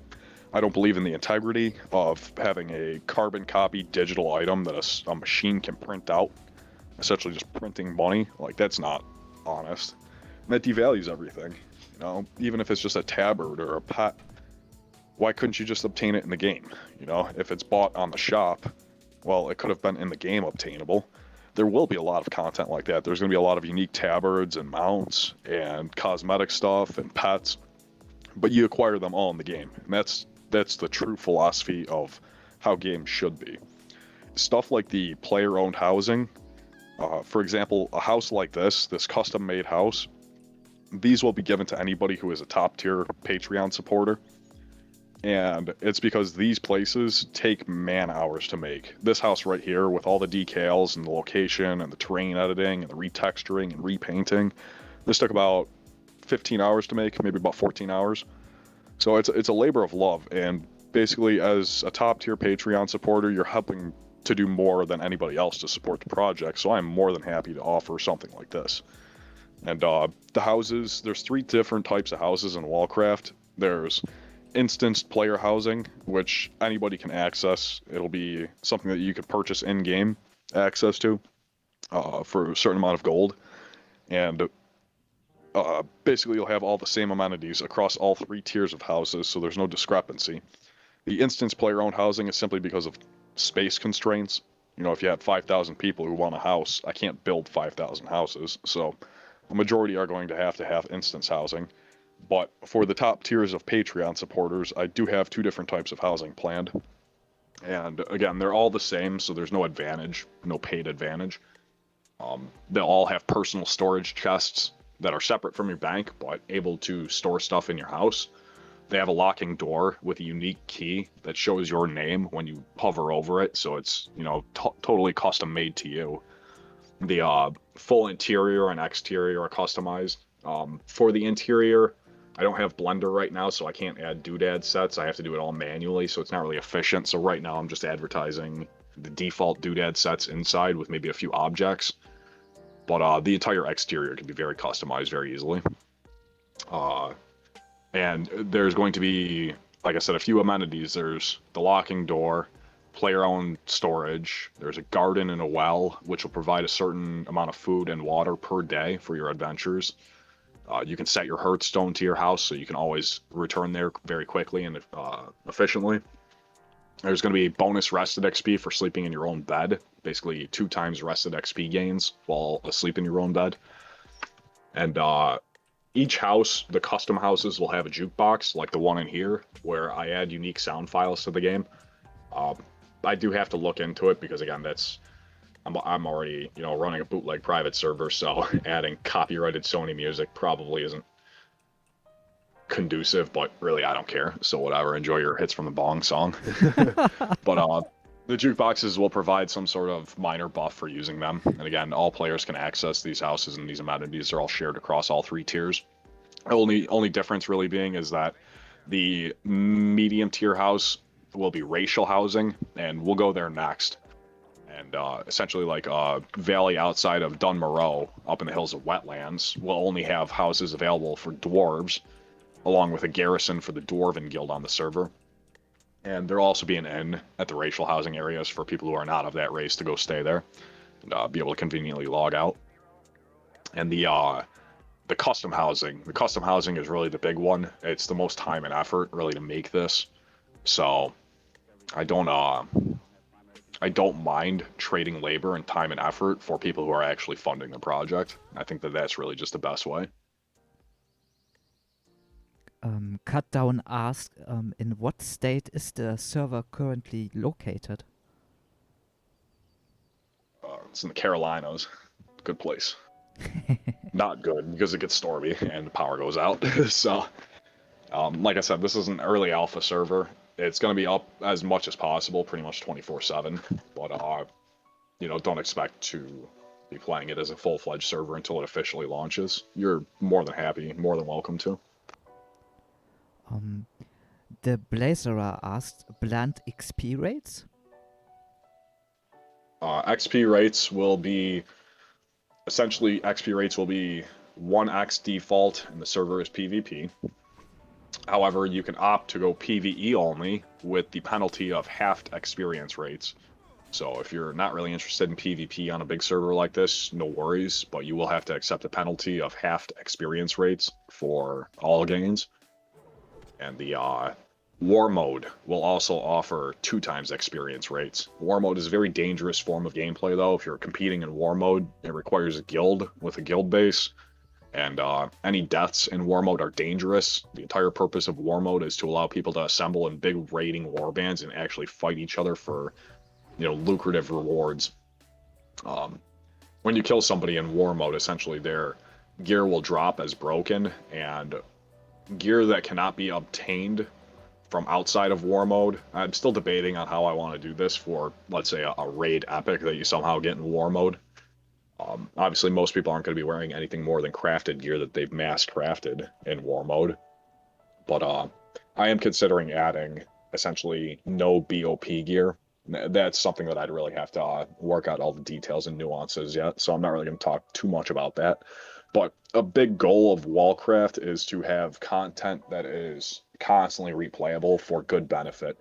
If gear cannot easily be repaired and needs to be replaced, but is easier to replace than normal, that's probably a good thing, especially if you're integrating a mode like War Mode where you kill somebody for their gear if you have to deal with like BOP epics and stuff. So that's a consideration. I'm still working out the kinks and the details on that, but essentially War Mode will have 2x experience rates.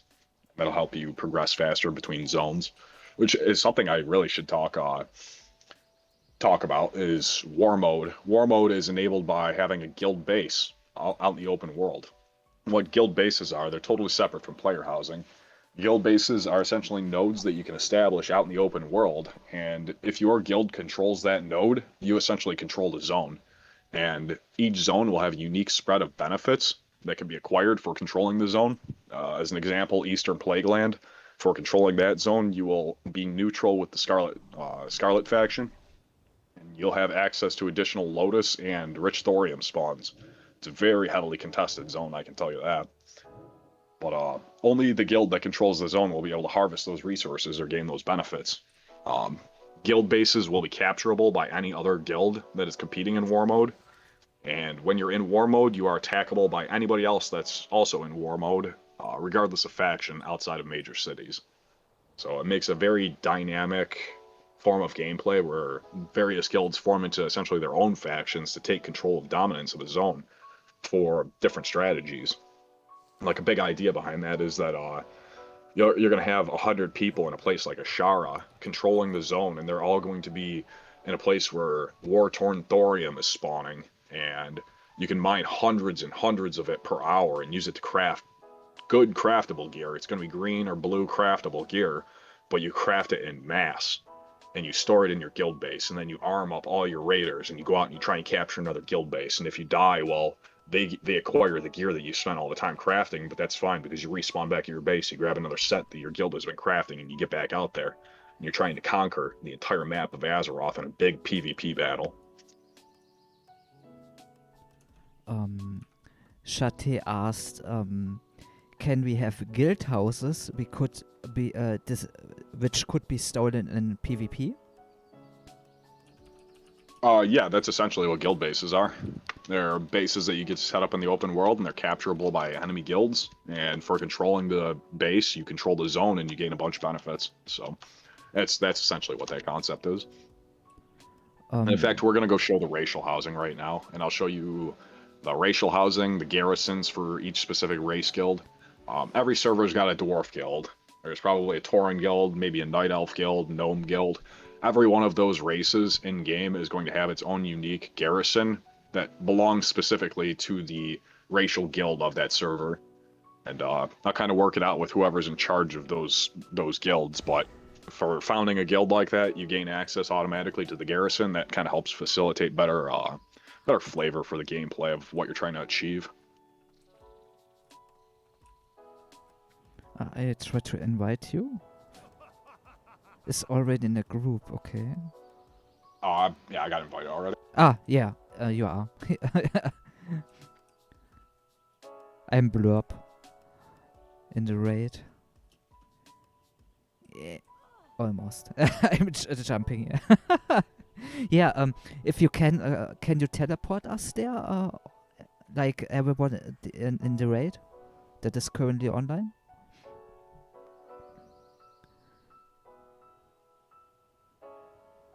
Thanks, man.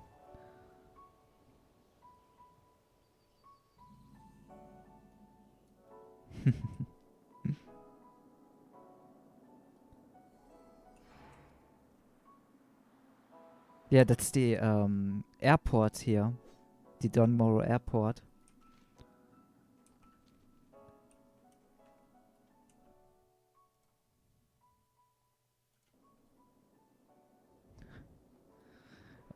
Let me have a look here.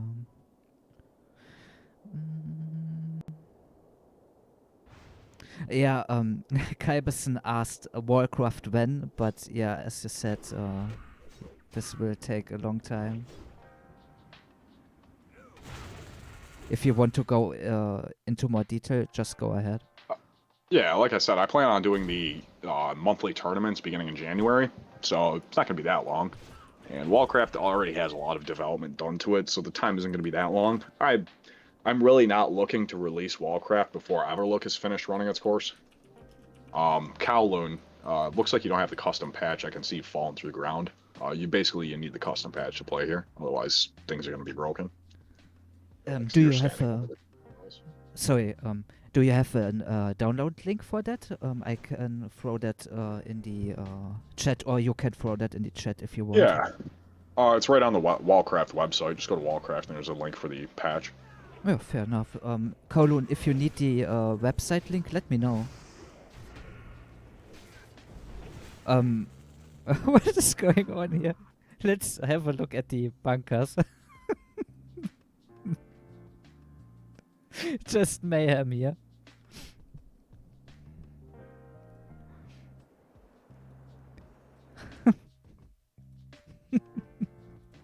Yeah, let's go check out the reworks to the Ironforge Airport. Ironforge Airport is now available in the game. There's a path connecting Dun Moreau that slopes up through the mountains and takes you over the frozen lake. If you get on by guards, just let me know. And don't kill each other right now. Yeah.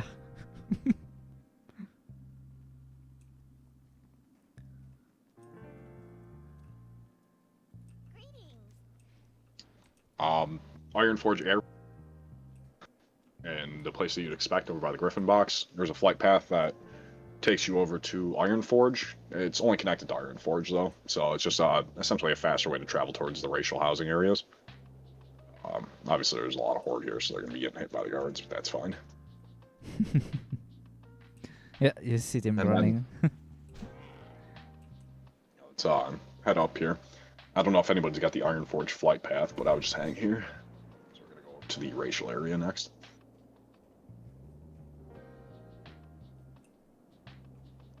Yeah, follow me over here.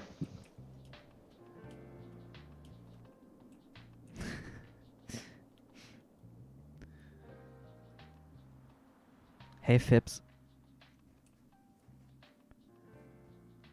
Hey, everybody. Hello. Let me have a look.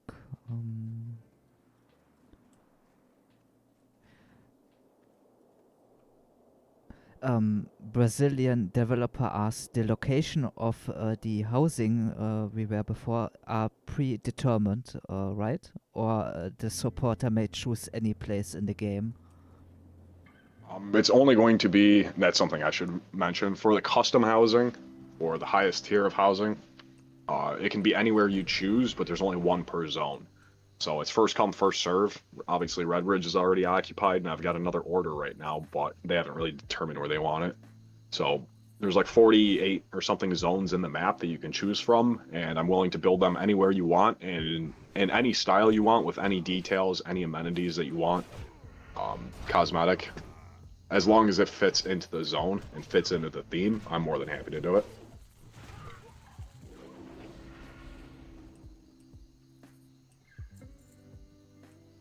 Yeah, up ahead is the Dwarven racial housing area.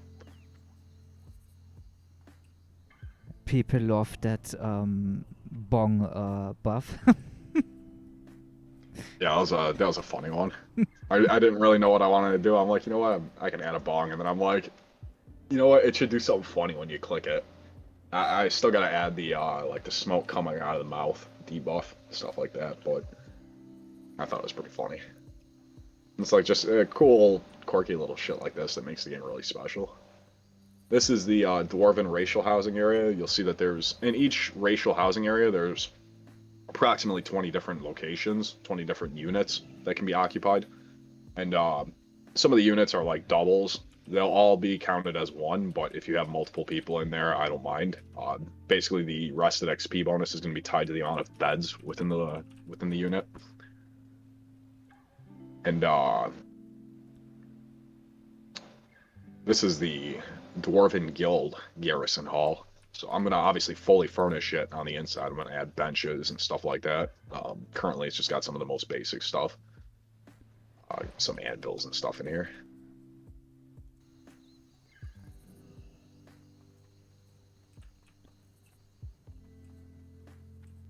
Sorry, I am just sharing the Wallcraft Discord link around.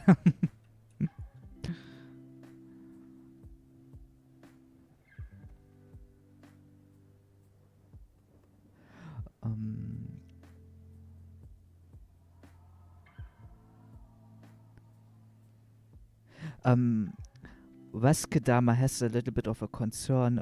He could see that escalating into something completely balanced by one guild becoming the BL and all. Imagine apes controlling every zone on your server, and they have all economical advantages. You can only control one zone at a time as a guild, and that kind of stops that. But you can definitely take over a different zone. So let's say you control Fellwood, but Winter Spring is a better zone, and you can easily flush the guild out of Fellwood, but not the guild in Winter Spring. So you go and you capture go and capture Fellwood, and use that as a base of operations to kind of launch your attack on the Winter Spring. Like that's kind of the idea behind it. You can only have one at a time, but obviously there's about, like I said, 48 zones or so. So there's obviously a limited amount of zones that can be controlled, but frankly, I don't think that there's going to be 48 guilds trying to compete at the same time for it. I mean, who knows, really? It could be really, could be really big in that regard, but if that is the case, I think that even the limitation's always healthy. Makes it competitive.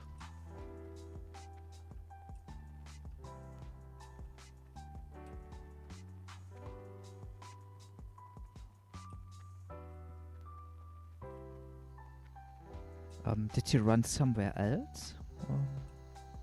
You're still here in the bunker, right? No, I'm outside. Okay.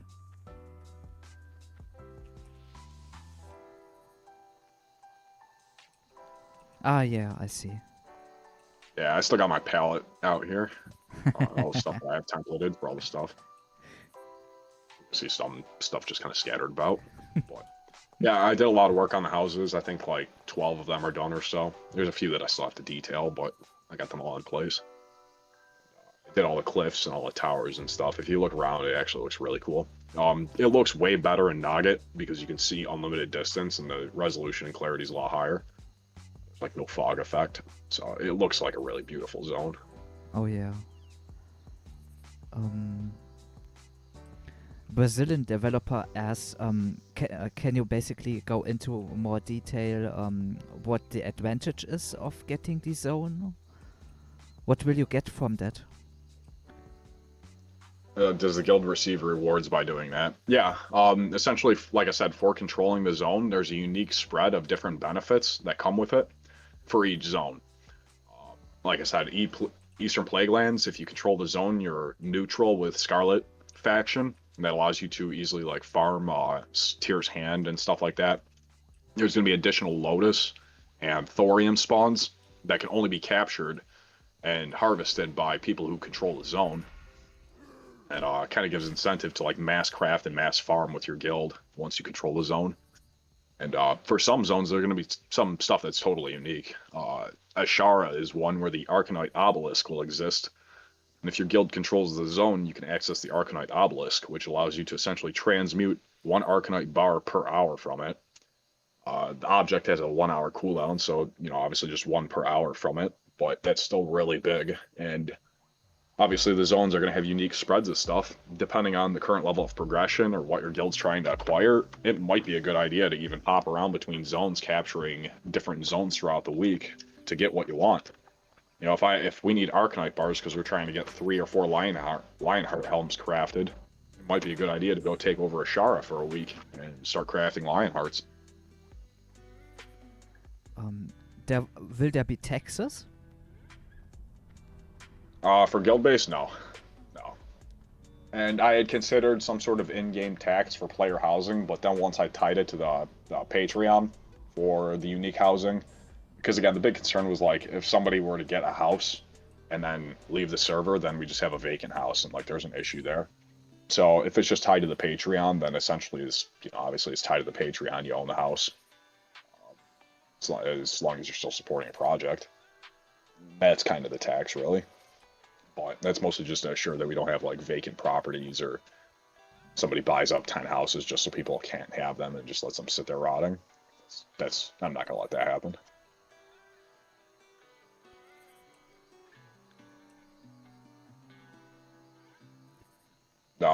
Obviously, a big goal and a big facet of Wallcraft is that there's a lot more flex room. And there's a lot more that can be done. Anything can be done, you know, really anything. So never really have to worry about something. People ask, well, is this balanced? If it's not, I'll balance it. Well, is this really good gameplay? Well, if it's not, I'll change it. You know, that's the power of it.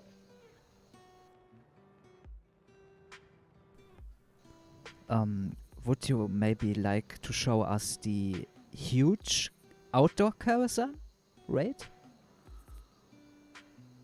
Yeah, let's go to Alpha Kara. It's really fun. The place is massive. It's like a maze. It still needs some work. It's the old original Alpha map of Kara. Yeah, I'll take us all there. Cool. If you want, you can then explain what you are planning with that. I find that really cool.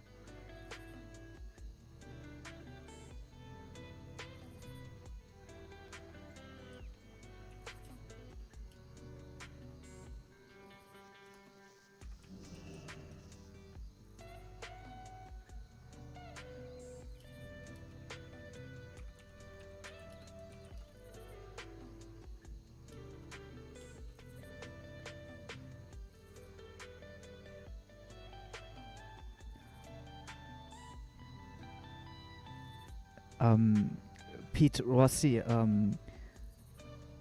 you could use the 1.14 client. The problem is Wallcraft requires a custom patch, and certain things would break, or you wouldn't see anything, like you would see a box or something like that.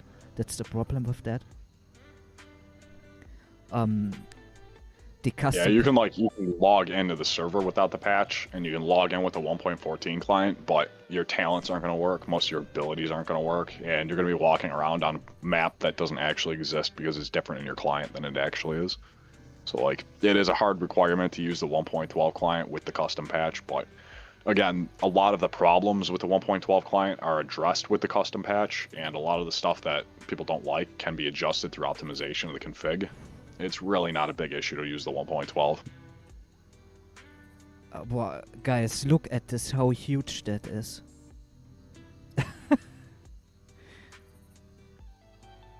Jesus.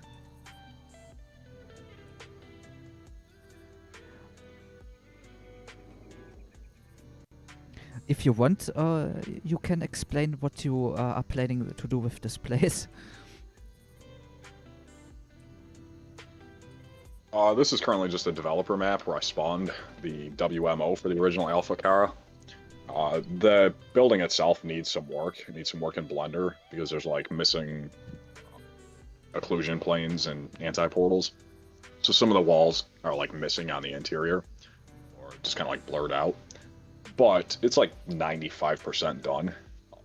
And it's the original Alpha Kara. It was meant to be like a 200-man open world raid zone where you walk in with 40 people and find 2 other guilds kicking the shit out of each other for the boss kill that spawns there. I kind of intend on adding that.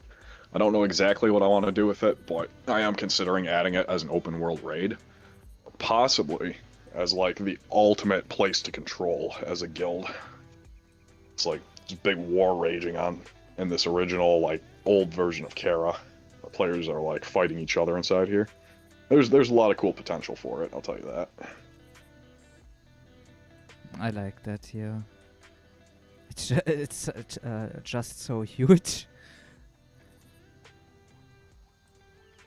But yeah, here are, like I said, you can fall through the world here and stuff like this.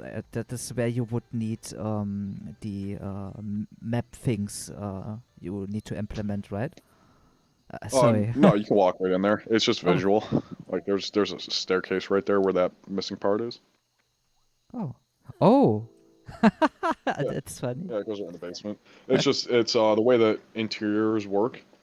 They don't like to show stuff outside of the interior, so they use what's called anti-portals, and it optimizes it so your game isn't lagging because it has to show everything when you're not in that spot. So like there's some missing anti-portals where it just doesn't show correctly in like the next room.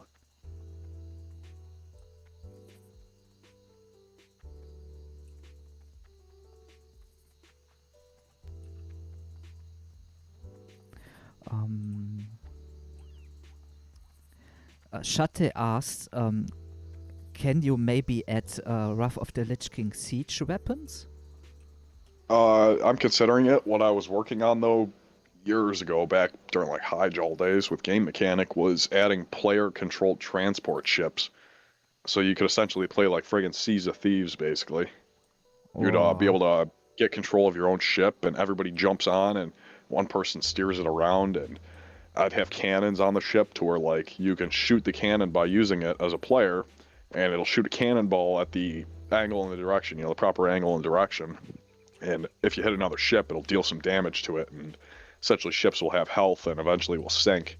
You can sail right up to another ship and jump off and start killing the players on it.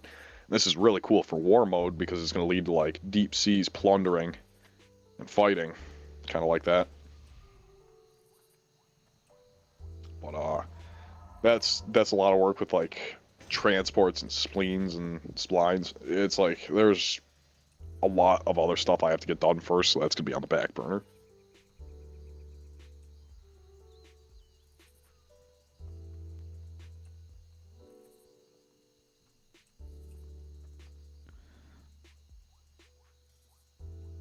Does Reynolds Cahoon asked, does vanilla even have proper support for vehicles? I thought that was added that wasn't added until 3.3.5.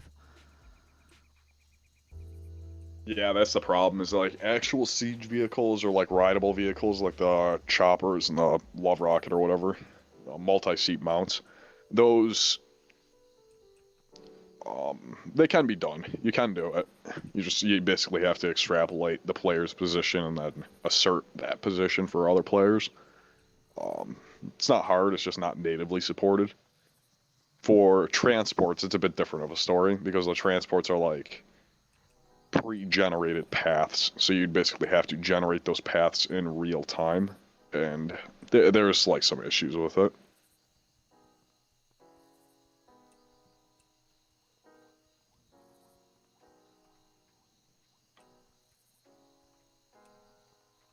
Caffeine Injected asked, Wall, when did you decide that you want to run your own server?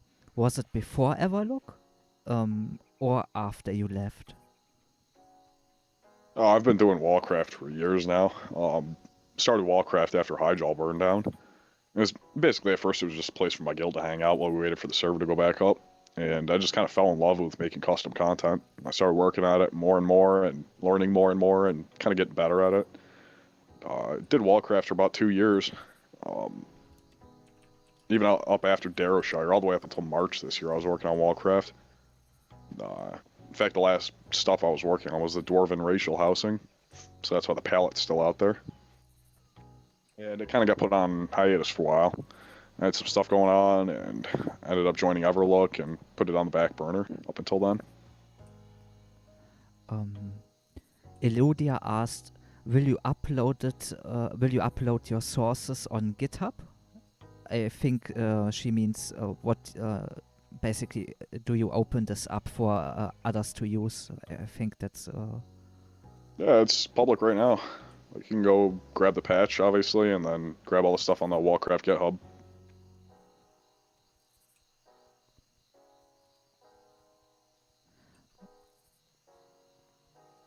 Yeah, I made it open source back in like April, just because people were asking for like some of the unused item textures that I had found and refurbished. Basically, like any fist weapon in the game where you're like, oh, there's only a main hand for it. No, there's an offhand for it, all except the Saffron one. There's a main hand and an offhand for fist weapons, so I'd like restored all them and somebody wanted them. I just open sourced it all.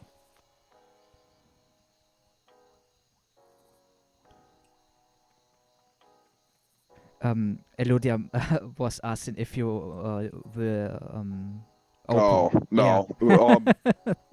I had opened it up to the public because they were saying, well, Wall didn't actually do any coding or any work, and it's like I have like 250 commits on the thing, so yeah, I had done some work. Do you want to see? I had opened it up to the public, but then I had a few developers outside the project, Mangos developers, basically say, hey, can you take that down because it's got like proprietary code that I use. I don't want it public. So yeah, no problem there. I'm like, yeah, whatever. I put it back on private, and I'm going to strip all that code out so I can make it public again without any sensitive proprietary information. Cool. Mage Mark asked, if you don't mind me asking, what made you decide to start developing for Everlook?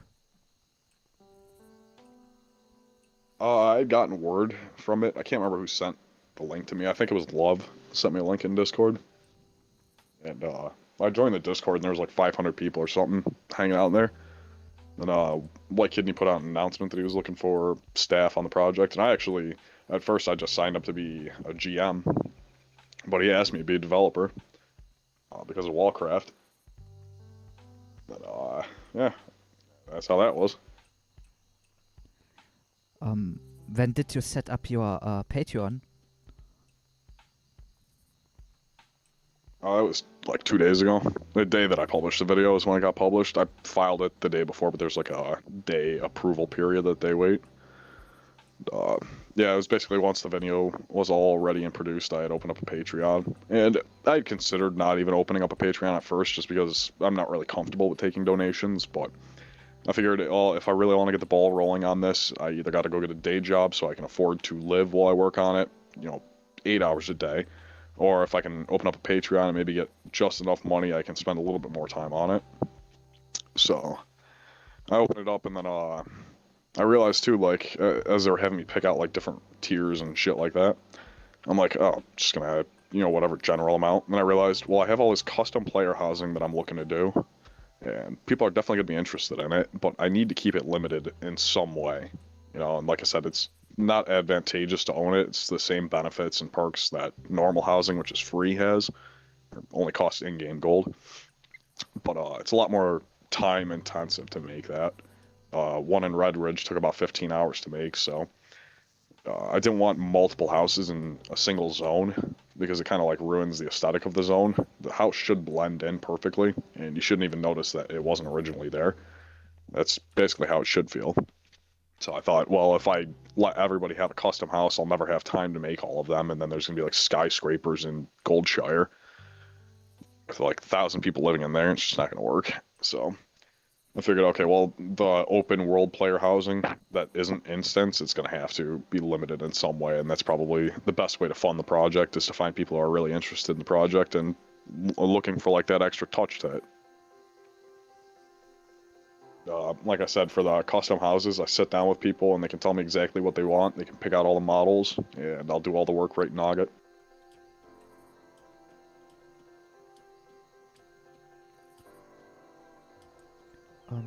Brazilian developer asked if he wants to make his inside water. Yes and no. I can do custom housing, but doing anything with water in vanilla client is almost impossible. Basically, like, there's no good map editing tools that don't completely brick water. And that's primarily because most of the editing tools are made for Wrath of the Lich King, and Wrath of the Lich King uses a different file structure for water. So trying to edit any water in Wrath of the Lich King just completely destroys water. Like, it just vanishes and becomes an open hole in the ground. So if there's like a turtle skeleton underwater, and there are a few places in the map that are underwater.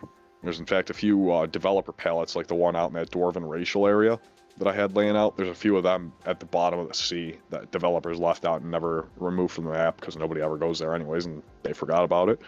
So like, there's underwater cities far under the deep sea. I could always remove like fatigue from that area, from that exact square, and you would basically have a player house in that spot that I could add teleport functions to, and so, some way to like get to it quickly or efficiently.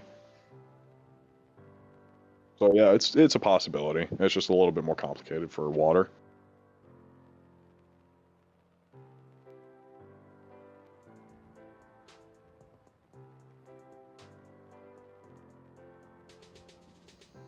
Nicola asks, will there be spell power gear for low-level casters? If yes, why? The plan for scaling, if you kind of imagine it on a graph, an XY axis, vanilla starts off at like a 1 and ascends all the way up into like a 6 in terms of gear. Well, I want to keep the scaling generally the same, so like at level 40, you're not going to notice any power difference really. But beyond 60, you'll start noticing more gear. And one thing you'll notice with vanilla statting, even with 1.12 itemization, is that gear doesn't really scale up as it really should. Basically, the difference between tier 1 and tier 3 in terms of health and stamina is a lot lower than it really could be in vanilla. And that's because they didn't want power creep.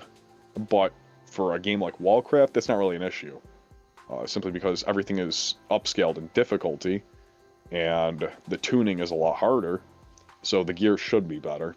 And this better scaling across the board will allow me to stretch out content for like post-Nax stuff like Karazhan, or Emerald Dream, or any of the cool raids that people are looking forward to, without fundamentally destroying the game by just flooding it with like worthless gear. That's a big problem too, is that you'll notice in like later raids for like ZG, they say, well, it's catch-up gear. Well, yeah, the gear's good, but it all kind of blends together. And that's why like you often find yourself using items from Molten Core inside Naxxramas, because the difference in power level is just, it's not there. It's really compacted, which I think is bad gameplay. I think a better version of vanilla would allow you, and this is how Wallcraft will be. There is no progression or progressive talent system, or sorry, not talent, patch system in the game. So all gear is in final state because all gear is restatted. It doesn't need to be progressive, and there's no restrictions to entering content aside from actually completing the previous content. So the difficulty between those tiers needs to be pretty significant in order to make that happen. Basically, the idea is that you shouldn't be able to just go into Molten Core and then Blackwing Lair during the first or second week. Just because you can clear Molten Core doesn't mean you can just walk into Blackwing Lair. But you should be able to actually walk into Blackwing Lair. You shouldn't be time-gated on content. I think it's really dumb to have progressive items in the first place. I'm not a big fan of progressive items. The only reason you have progressive items in vanilla standard servers is because it devalues the content when you have 1.12 gear and all the content is in the beginning of the game. You know, you can essentially have a lot higher of a power level in 1.12 state gear that trivializes the game. That problem isn't really particular in anything for Wallcraft, and it's not really an issue because I can just rebalance the encounters and I can balance the gear. You know, I have freedom on that, so that's not a concern whatsoever. And with harder scaled difficulty, let's say the difficulty rating for Molten Core is a 3, well, Blackwing Lair should be like a 6, and then AQ should be like a 9, and then Nax should be like a 12. You know, and that's kind of how it is. In vanilla, except it's a lot more compacted. You know, MC's a 2 and Blackwing Lair's a 4 and Nax is a 6. AQ's a 6. So it's like you don't have as rigid of requirements for actually entering the raid. I guarantee you if people from Zoo and Everlook went to go do BWL raid now, they'd probably clear it. Aside from having like no Shadow Flame cloaks or whatever, they'd probably clear it because like the raids aren't that difficult and the gear requirements aren't that steep.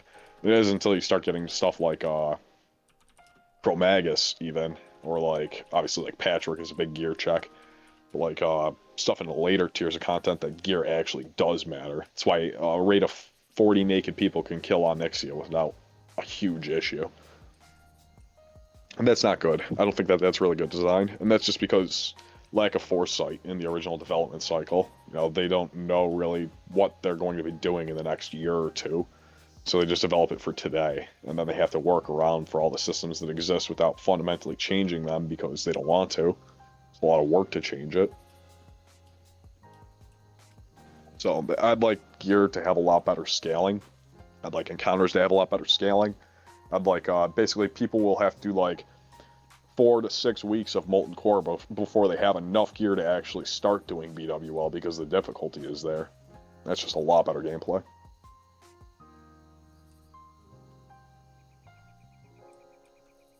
Damn, man, so much information.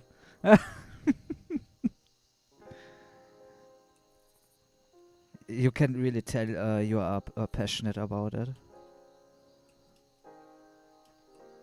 Yes, it's a fun game. I enjoy making it, I enjoy playing it, but most of all, I enjoy the things that make the game special, and that's really interacting with the community towards a common goal and getting something accomplished on a large scale. That's really what makes MMO genre special. You know, you can go out and you can get, you can go out and get all the achievements in Halo, and it's really satisfying, but like really, who cares? You know, it's not like that there's some sort of group effort or difficulty, you just go through the motions. Whereas with World of Warcraft, you have to work with other people, you have to get stuff done together. And that's really the emphasis of what the game should be. And I think the best part of MMOs is that there should be no limit to the power of working together. Like, if you really put your backs into it and you find enough people to do some crazy stuff, like, you can do, you know, basically anything. That's really the draw and the appeal. You know, if there's some unbeatable boss, but we got 80 really geared, really competent players together, and we planned it all out, charted it all out, our exact moves, and then we go and we conquer it the first attempt, and it was difficult, but you know, it's just because we were prepared. It's like that satisfaction is what makes the game good. Mage Mac asked, are there any concerns of overtuning the raids, or is that just an issue you can look at during release, then adjust as needed? I think people asked that because of the original V Plus release. For anybody who played V Plus, I was friggin' like top of progression on V Plus with my guild new beta back then. We were like constantly sitting in these dungeons like BRD for 16 or 20 hours at a time and not able to clear it. And we had full Prebis gear, the dungeon difficulty and the mob scaling and the tuning was just, it was bad. Like, it wasn't fun, it wasn't good. We did the first BRD clear. It literally took us 16 hours. And that was like the 7th week of the server. It was so insanely difficult that no matter what items we could acquire, it just didn't seem like we had enough power to actually do it. The only way we beat Emperor was by abusing mind control on the one mob, because the mobs were so overtuned that you could mind control the one Angerforge general at the end and like fucking one-shot things. Like, he would just deal like 5k damage. It was, you know, Ramstein hit harder than Patchwork. That was the funny joke, because it was true. Like, Ramstein would hit you for 6k, and the only way to actually beat Ramstein was to use Warlock Pet and Hunter Pet. And essentially the pets were upscaled on V+, so they were really tanky, had a lot of health, and you could heal them very effectively. So you would have to have a Warlock, and you would have to have a Hunter. And it felt a lot like TBC Heroics, but like way worse. Basically, you needed very specific comp to beat a 5-man dungeon, and you needed really good gear, and you needed to just abuse cheese. That was the only way to get through. The only way we could clear the torch room in BRD, because the second the mobs turned on you, they would one-shot the tank. It was like impossible to actually do. The only way we could beat it was by like using extreme cheese meta, where we would have a Warlock send a Succubus up to the platform and then pull everything on the Warlock, and I would spam heal the Warlock as a Paladin to get aggro on everything, and then I would pop Swiftness Potion and Stopwatch and kite everything out of the room while somebody like mad dashed to the platform before everything killed me and returned. And like, it was just not fun. And I totally understand the sentiments. I'll never let content feel horrible. There's no need for it. You know, I can tune everything in the minute, basically, on the fly. If something is difficult, it'll be fixed the next day. It's not hard to tune stuff and properly test it beforehand. You have to put in a lot of time and effort.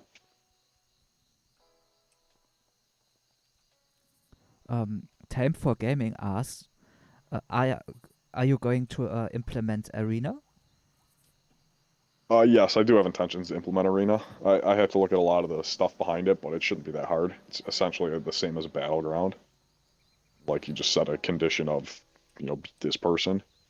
So I don't think arenas will be too difficult to add. It's really just balancing the reward from arena that's a difficulty. People want something cool, but at the same time, they want rating. And that's the biggest thing. They want ratings so they can flex. So, yeah, I'll look into it. It's not priority number one, because there's a lot of other systems to facilitate first, but that's definitely something in the future. Waskedama asked, so people will be able to one-shot people to a higher degree in PvP, or will the defense also scale? Oh, defense scales. PvP gear is going to have a resilience mechanic, and you might have seen some of the damage values. Just remember, the gear is not rescaled, and the way that the gear is going to be rescaled, you're going to have a lot less... You're not going to have a huge increase in damage on any of the gear. It's going to be a little bit more optimized for your class. But you're going to have a lot more stamina and a lot more survivability. So, like, a next geared tank currently in full tier 3 and other buffs and stuff, they've got like 15k health. They're gonna have like 20 to 22k instead. Priebus, I think Priebus Paladin has about 4k, and on Wallcraft the Priebus is a full Dungeon 2 set, which is now all 8 pieces are epic. It's a very difficult grind to obtain the D2 set, but it's the full Priebus. All the sets for the D2 set are designed not around a spec, but around the class itself. So you'll see really unique, but really fluid combinations on the gear. For instance, like for Paladin, you'll see Holy, Spell Power, and Healing, specifically only Holy, with Stamina, Intellect, Strength, and some Defense. And across all the gear, basically if you're wearing the full set, you're fully optimized for essentially any role. All the D2 sets for tanks will have the specific amount of defense required, supplemented with trinkets, of course, to reach defense cap. You can effectively heal in them, and you can effectively DPS in them. For Warrior, you can effectively tank and DPS wearing your D2 set, and you'll have enough, obviously, defense to reach uncrittable. Shaman will have nice offensive power on their sets, and ability to tank. Now, that doesn't mean that the set is absolute best in slot for all 3 specs, but it's usable in all 3 specs, and it's good for 1, maybe 2 of them. Now, I feel like that's really how the gear should be designed, where you have a bit of flexibility, and set pieces in particular. their bonus primarily should come from the set bonuses and not the gear. And that's why the gear might not be perfectly optimized for the role, but the set bonuses itself supplement the niches, so you don't really feel tempted to replace it with like, oh, this green pair of pants because it has just raw healing on it. I want to use it over my epic D2 set that I paid 200 gold for the craft. It's like, that's bad gameplay. So you want to address it in a way, and what I did was basically I looked at all of the previous gear for each class and each spec, and I essentially combined all of those stats into one set in the D2 set. So like your paladin helmet is going to have enough stamina to be as good as your tank helmet. It's going to have a little bit of defense. Might be a little bit worse than the helm you get from BRD, but it's a really good tank helm, and it has healing, and the healing is about equivalent as the White Soul helm. So it's like, oh, I'm wearing this helmet, I can tank, I can do some DPS, and I can heal no problem with this, and you don't ever feel bad for wearing it. And then, like I said, the set bonuses really should be the supplement to where you're tempted to not break the set for just random pieces of slightly more optimized gear, like a green healing piece. So the set bonuses for the D2 set primarily give a decent amount of hit or crit, or really it's primarily spell hit and hit for the 8-piece. Typically 2, maybe 3 even % hit. But all the D2 sets, aside from Feral Druid, allow you to reach hit cap without an issue. Feral Druid's a little bit more complex because of the way that their weapon attacks work, but yeah, essentially all the D2 sets allow you to reach a relatively decent hit cap. For melee classes and physical classes, you'll be hit capped for the baseline level, 6% or 9%, typically 6% with the full set, so you can just wear the full set and don't have to worry about really hit stacking or anything like that, unless you're a dual wielder. Like Warlock and Priest and Mage, they all have hit. Druid has some spell hit and melee hit, but again, Druid's a little bit weirder class. You still can go, or do you need a break, or should you stop? Or all good? Yeah, I'm feeling, like I said, I woke up with a fever today. I was sick today. I wouldn't mind laying down, but if you want to talk for a few more minutes, I got time. Okay, just say, I don't want to pressure you here.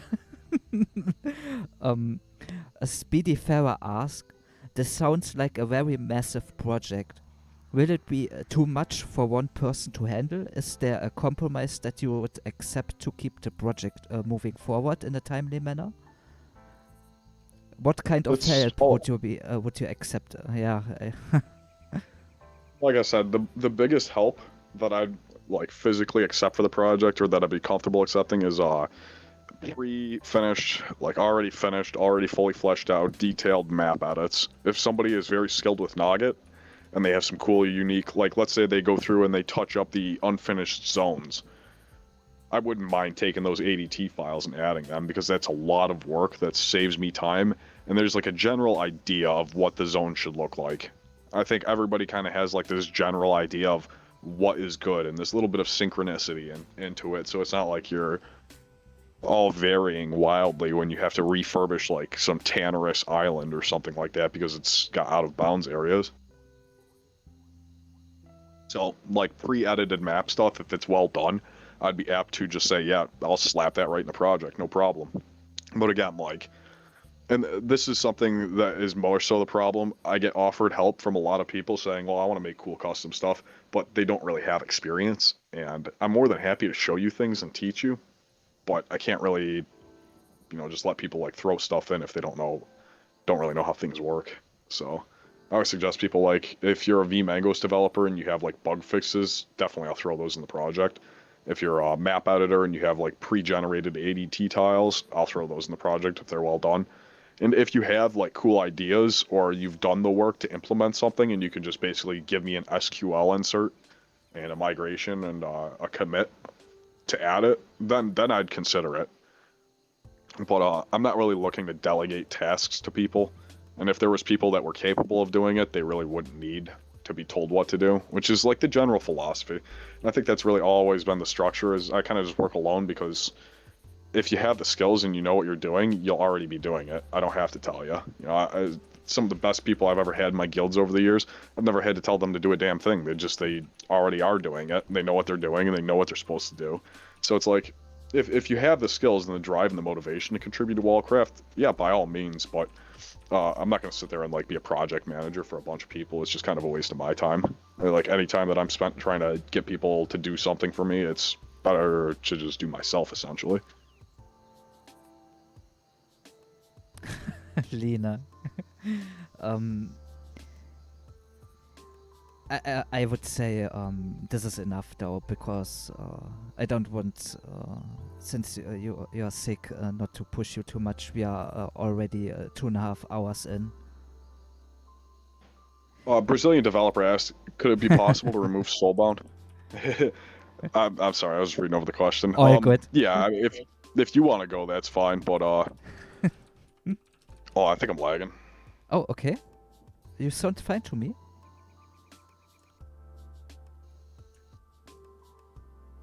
You hear me? Yeah.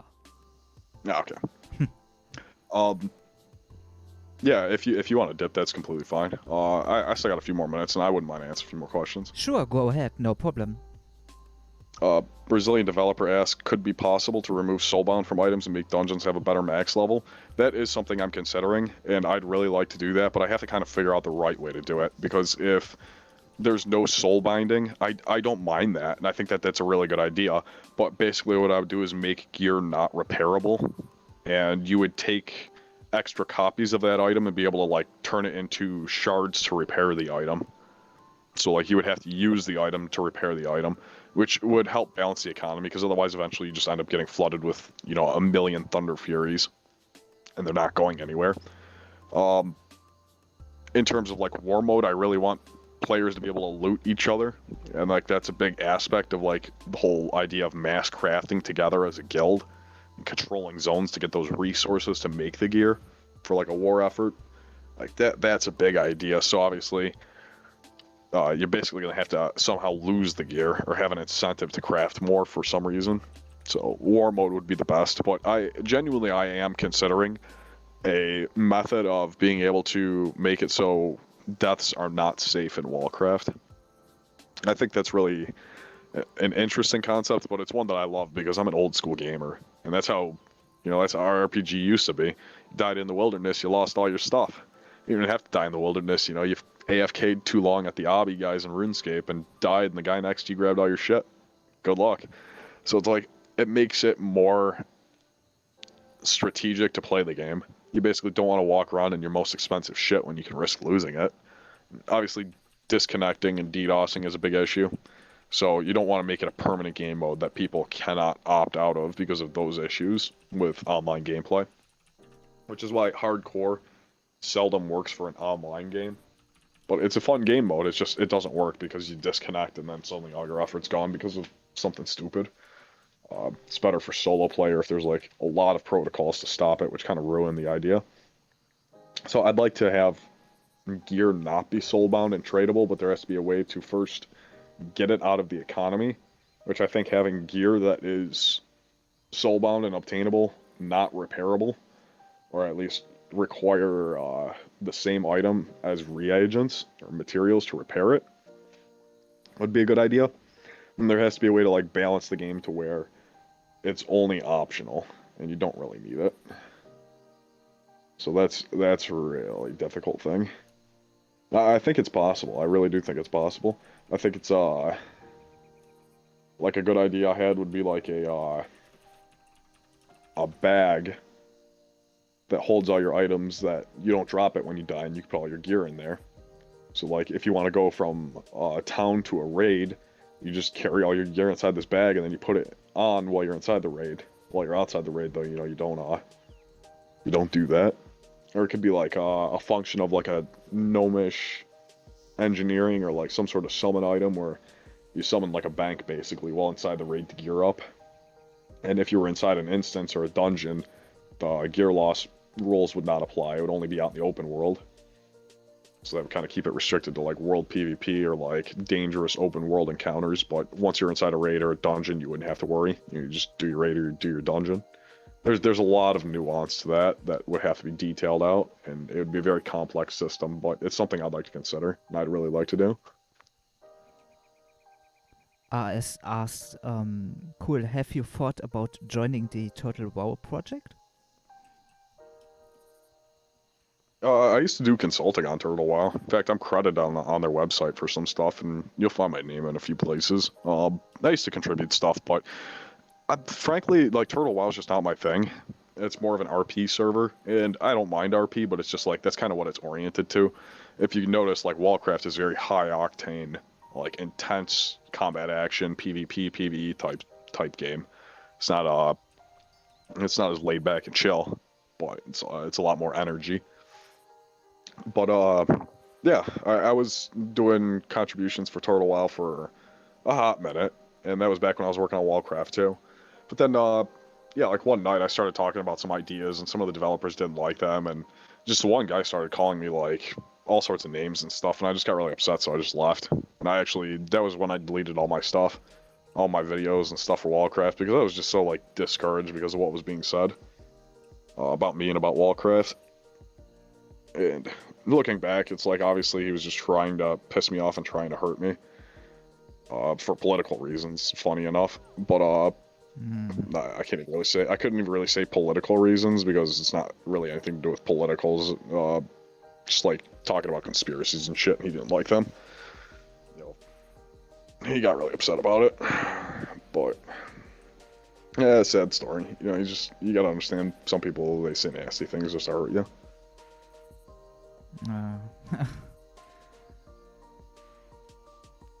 We see that at the moment.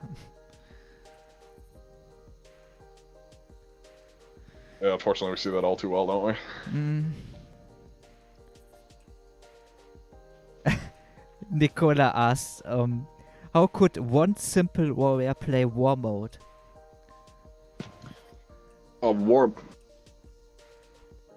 You definitely could. Don't think that warriors are like so helpless, especially on Wallcraft. Your damage burst potential is really insane, and protection does not die easy. I have a very hard time beating a good protection warrior, because their damage scales off their defense and their block value, essentially. So like, you run into 3 people as a prot warrior and they build up enough rage and you're still half health, you're gonna fucking crush them. Like, it's actually not even a joke. You're very hard to kill. But war mode is mostly intended for group gameplay, and war mode is optional, obviously, so if you're not interested in playing with a group and you just want to do solo world PvP, you're more than welcome to just play the standard game mode, because it's PvP typically, so it's to go out and kill people. But well, in war mode, you obviously can attack anybody else who is flagged for war mode, regardless of the faction. And there's a lot more benefits, you know, the guild bases and extra resources and stuff like that. And, you know, there's more dangers, though, as well. You're getting 2 times more experience, but if you die at level 30 and your guild's not funding you and you're by yourself in war mode, you know, you got to find out how you're going to go from being naked back out there. Which I think we tested that basically on the closed PTR. And there was a reason why on the closed PTR during the first week, I gave everybody a pre-loadout gear. And there was like 100 people playing total in this contest. And I added vendors where it gave everybody pre-loadout gear, and it was all white vendor pieces. It was like the best white vendor pieces you could find. And I basically told everybody, all right, you have 48 hours to go out and get the best gear possible. Whatever faction, alliance, or horde gets the best gear, I'm going to spawn in a raid boss, and if you down a raid boss, you get a special reward for the PTR, which is like a tabard or a mount or whatever. And horde ended up winning. They ended up farming more gear, but they had more people.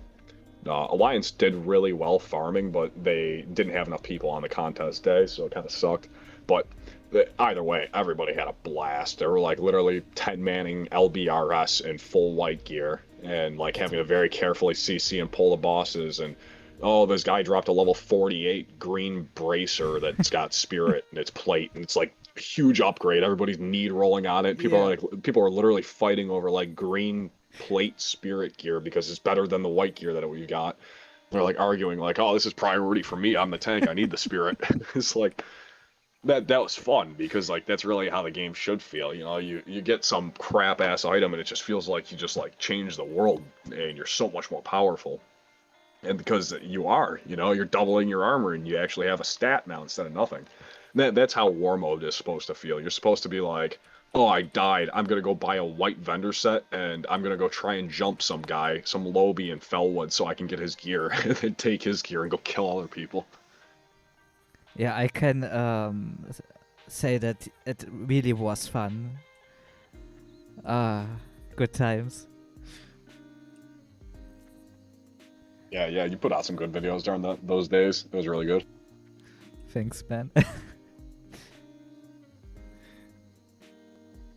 Mage Mac asked about faction balance. In Wallcraft, there's going to be more than 2 factions, so faction balance isn't really concerned. It's like, oh, Horde's the most powerful, well then just team up with the Goblins Alliance, and maybe convince the Gnolls to go harass the Horde. There's going to be a lot of different flavors, so faction balance isn't really an issue. And, you know, it's more going to be, if anything's going to be a concern, it's probably going to be like the mega guild on the server that everybody wants to topple, and they're just running the shit in war mode, and everybody else is against them. But I couldn't imagine an entire guild having enough people to control the entire map of Azeroth. And you know what? If they do, awesome. Like, that's the point of the game, is to, like, have these insane world conquest battles. It's like, can't tell if you're playing friggin' Warcraft or Heart of Iron. Sounds good. I asked Wall, any ideas for ladders for PvP, armory, or place to upload raids? I think he means logs. Those features missing with legacy players being shut down. Yeah, I do have plans for that. Monkey Logs is currently running, so I'm gonna look into integrating something like that for the website, and then I'm gonna move the website over to the Yesselman CMS very likely in the near future. He's got like a full suite with like all the armory and high score stuff that we already want, so and that's what I was telling them in the project for Everlook too. Like, we should just be using this. This is already fully developed. It's got all the features that players want, but the real demand was that we have the back end from Light's Hope with like all the GM tools, and that's primarily what the concern was for. So I plan on integrating the Yesselman CMS and all utilities from that.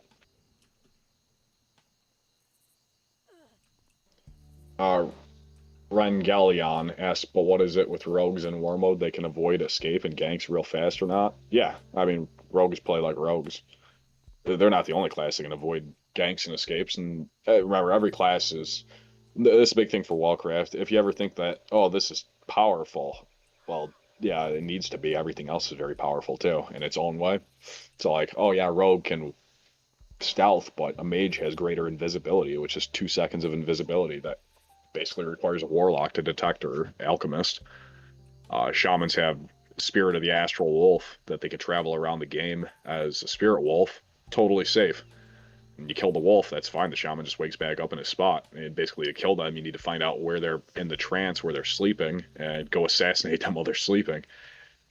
And, like, there's a lot of flavor like that, so I would never be concerned, you know? And there's a lot of counterplays for everything. Wallcraft is going to be a very big chess game. You're never ever going to feel like, oh, this just beats everything. This isn't original vanilla where it's like rock, paper, scissors meme or just rogue beats everything. It's like, or whatever. That's not going to happen here.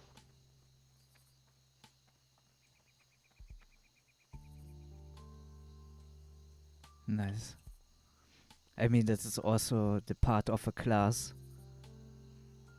You have different strength and weaknesses.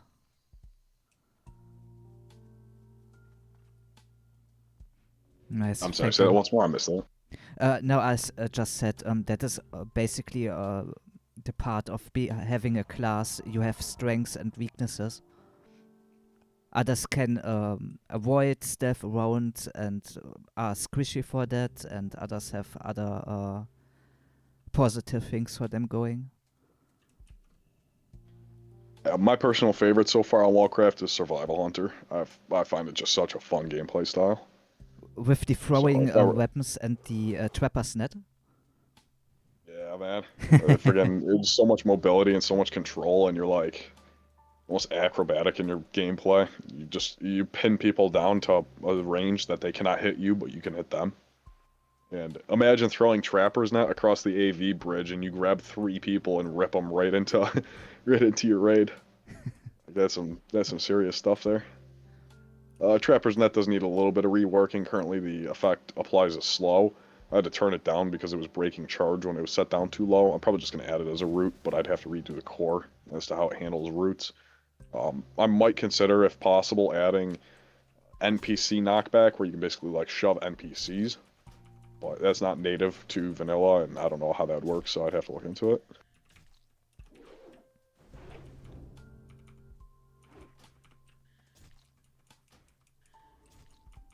It really feels amazing. It's a fun feel. For those of you who don't know, survival, well, Hunter in general, got a lot of loving. Beast Mastery, I'll just start there. Has a few different talents that kind of facilitate better pets. I haven't added pet scaling yet, but that will be added, so pets do scale a little bit better. And there's going to be a wider variety of unique, good pets. Stuff that will deal like frost damage and fire damage and nature damage as a pet, even holy damage. Basically, I want one pet for each element. You have different talents that kind of facilitate having to take care of your pet even less. Between creature comforts, which with 3 points converts 100% of the healing you receive directly to your pet. So if you're receiving healing in a raid, your pet will also be getting healed. You don't really have to worry about healing the pet. The scavenger talent, your pet will automatically gain loyalty and happiness and does not need to be fed. So once you have that talent, you never have to worry about feeding a pet again. They just automatically gain loyalty and happiness and are always at max, basically always at max loyalty and max feed level. And for Beast Mastery, not a whole lot of other changes have been made thus far, but Beast Mastery is pretty decent overall. And once pet scaling is added, that's pretty much going to take care of it. There's probably a few things I'm going to do with like men pet. Well, the aspect of the monkey, that also improves your aspect of the beast, which aspect of the beast previously only made you untrackable or whatever, is really bad. Aspect of the beast now gives you 20% attack speed baseline while active, and with the talent it becomes 30%. So melee hunter has obviously a lot better of time there. For marksman has had a few things just kind of quality of life applied. You now have Scatter Shot and Wyvern Sting as baseline marksman abilities, so you don't have to worry about speccing into a certain point to get them. For marksman, your aim shot is now the casting time of your aim shot can now be reduced by rapid killing, along with your other range attacks, obviously. But the biggest thing is hunters now have True Shot, the original filler ability, which is a instant attack with a ranged weapon that deals damage as a normal attack, and its cooldown is based on the attack speed of the weapon, and it can be used while moving instantly. So it kind of fills out hunter DPS rotation a lot, and you don't have to worry about just standing there waiting to cast aim shot without clipping. Aim shot no longer clips your auto attack, so you can just cast it pretty freely as long as you're not overlapping it directly. You don't have to worry about any type of clipping. Viper Sting not only drains mana, but it restores mana based on the amount drained. And the mana restored is static, so it doesn't matter if your opponent doesn't actually have mana, like a warrior or a rogue. If you Viper Sting them, you'll get mana back, which pretty much solves mana issues for Hunter. Volley, I can't remember if Volley has a cooldown right now, but it's not going to have a cooldown. So you won't have a cooldown on Volley. Okay. Then Hunter's improved Scorpion Sting basically doubles the duration and damage of all stings that you do. Or Serpent Sting, I should say. The big ability for Marksman, though, obviously is going to be Take Aim. And yeah, they're Scorpion Sting first. Scorpion Sting reduces the chance that your stings are dispelled, and Serpent Sting increases the damage and duration by like 50%. But the pinnacle of Marksman is Take Aim, which is the last talent now. True Shot has been moved up 2 rows. And Take Aim allows you to zoom in through the scope of your gun. Well zoomed in, the casting time and the casting time of aim shot and the cooldown are reduced and you're able to cast aim shot and volley from any distance. Well, 105 yards, which is the max load distance that you can see stuff. So essentially the max distance possible. And you can see he's like 40, 50, 60 yards away right now. You can get all the way back there and shoot that thing from essentially as far as you can see it on your screen. You can hit it with aim shot or take aim. This is going to be a really fun ability in PvP, but it's also very good for PvE. As marksman, you're going to want to basically position yourself in a sniper spot, stand far distance, and zoom in with take aim because it increases the DPS done with aim shot significantly by reducing the cooldown and increasing cast speed. You can also cast volley from any distance using take aim. Gives you a lot more flexibility for how much damage you're dealing, especially in PvP. Imagine, they're trying to cross the bridge and you're up on a tower as a hunter, which always kind of pissed me off. You're a hunter with a gun, you're up on a tower, but you can't reach these people. It's a gun, it's a bullet. So take aim kind of gives you that gameplay of being able to post up somewhere and snipe people.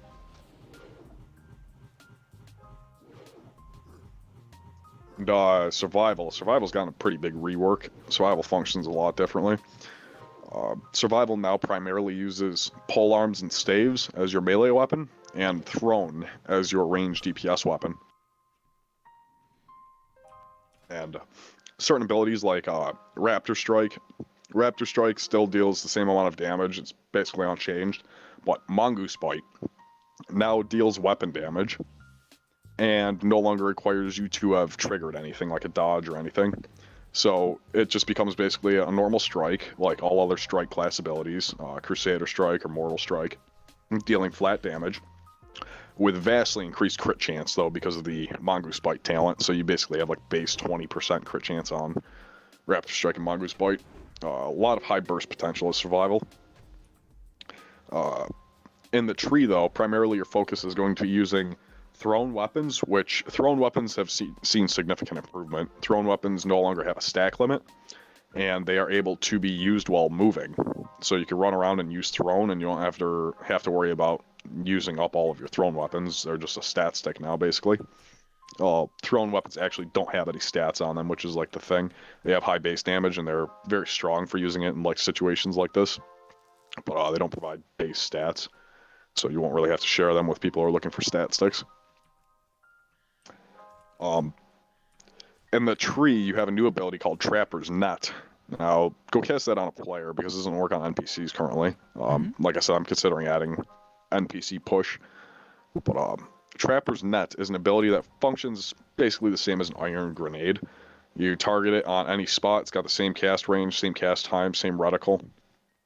And when you cast it, you throw a net with a rope on it at a target location. Any enemies that are hit by the rope net are slowed and taunted for 4 seconds. Any players that are hit by it are also dragged to the caster. So you can cast Trapper's Net, place a trap as it's flying through midair, and yank somebody 40 yards away all the way directly into your trap. It's very, very fun gameplay. Hitting the right people and pulling them directly into like the CC. And with good usage of it, you can Trapper's Net, pull somebody. As they're flying through the air, you can get off a Raptor Strike and a Mongoose Bite and a Wing Clip before they even hit the trap, and basically like do a big burst of damage as they're flying in.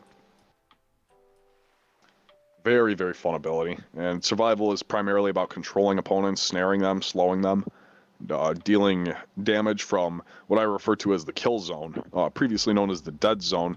This is because your final talent in the survival tree, the big one, is called Primal Hunter.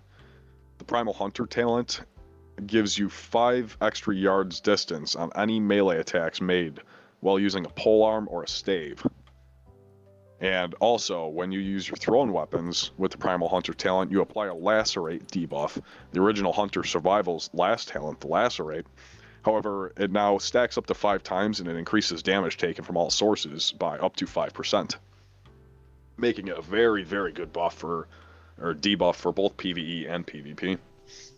The Primal Hunter's goal, as I stated, is to put enemies in his kill zone, and that is the 8 to 10 yard distance where you can hit them with both melee and thrown at the same time. This is easily achievable with their toolkit, such as improved wing clip and the improved traps, which cause snare effects, or their counterattack, which counterattack for hunters now triggers on parry or dodge and roots them in place for 5 seconds. And deals weapon damage along with some bonus damage. Much more powerful. Previously, it only dealt just a flat amount of damage. Now it deals weapon damage too. So you basically pin somebody down in place, you lock them in a trap, you slow them down, you jump in and out. And if you're getting too hard pressed by enemies or they're closing in and you're trying to get some distance, just simply use the disengage ability and you jump right back. Same as Wrath of the Lich King disengage. Only caveat to disengage on Wallcraft is that I added a special core mechanic that does not allow abilities like Feral Leap or Disengage to be used while jumping or falling. That prevents people from just using them to get out of bounds areas. You basically have to be standing to actually jump, which obviously makes sense. But yeah, that's basically Hunter. I think it's a pretty good discussion, but if there's anything you should try, it's definitely Hunter. It's a very fun class to play.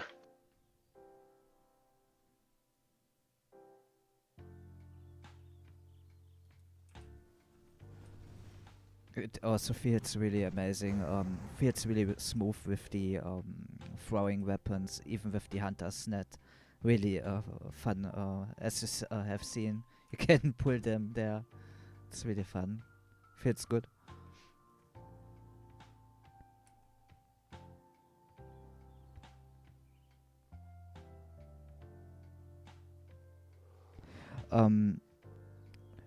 When Gallon asked, despite my PvE question, what is about Horde plus Alliance group for dungeons raids? Will that be a thing like on Vanilla Plus? I'm sorry, I didn't hear that one all the way. What was that? No problem. Basically, will there be cross-faction groups possible? Like doing dungeons together or raids? Can we do dungeons or raids together? I'm sorry, I still missed that. No, no problem. I will just read it again. Despite my PvE question, what is about Horde plus Alliance group for dungeons and raids? Cross-faction? Exactly.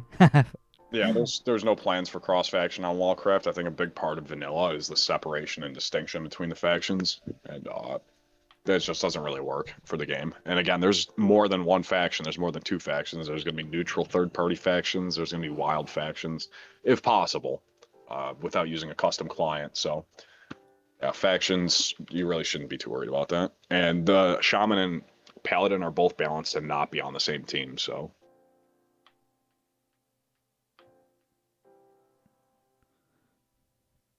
Do you still wanna continue? Yeah, my bad. I just got a bunch of people asking me stuff in game right now. No problem. No problem. Yeah. Let's see. Also, guys, we are almost 3 hours in. Wall is also a little bit sick. I don't want to push him too far here. Just join the Discord if you're interested. The Wallcraft Discord. If you need a link, let me know. You always can hit up Wall or ask the community there. Hutch asked, will there be reasonable monetization? Just donation only, and there'll never be pay to win. There'll never be cash shop, anything like that. The only thing you ever get for... Well, I'll discuss again the 3 tiers of rewards. The first tier of reward, for $5 a month donation, you're allowed to compete in the tournaments for a cash prize. So essentially, any of the competitors who are within that tier, once a month, I'm going to host a tournament, and the winner will receive 50% of the money from the competitors drawn from that. So if there's 100 competitors, that's a $250 cash prize for the winner. Which, I think is really exciting. It gives it back to the community, and it does help fund the project. For the Tier 2 supporter reward, I will be adding the racial housing. So you're going to have the racial housing in-game as a function for that. And for the Tier 3 housing, or Tier 3 rewards, it's going to be the custom housing. And again, the housing will be the exact same as the instanced normal player housing. There's not going to be any unique advantages. It's just fully custom, decaled. I hand make it. I edit the zones myself, and it takes a lot of time to actually make this stuff. So and it's all completely made to the user. Basically, if somebody were to sign up for the gold supporter tier and they messaged me today and they said, "Hey, I want a house in Deadwood Pass," I'd say, "Cool, show me where you want it, show me what building you want, show me what you want, and I'll put it all in Nugget, edit it together to your liking. I'll add the front door with a unique key to unlock it, and all the features and amenities of normal housing, and that's your own place. That's forever your own." Elvis asks, would you fix UMAs so that mana users would not sit on each pull, or when I buff myself, I have half of my mana gone?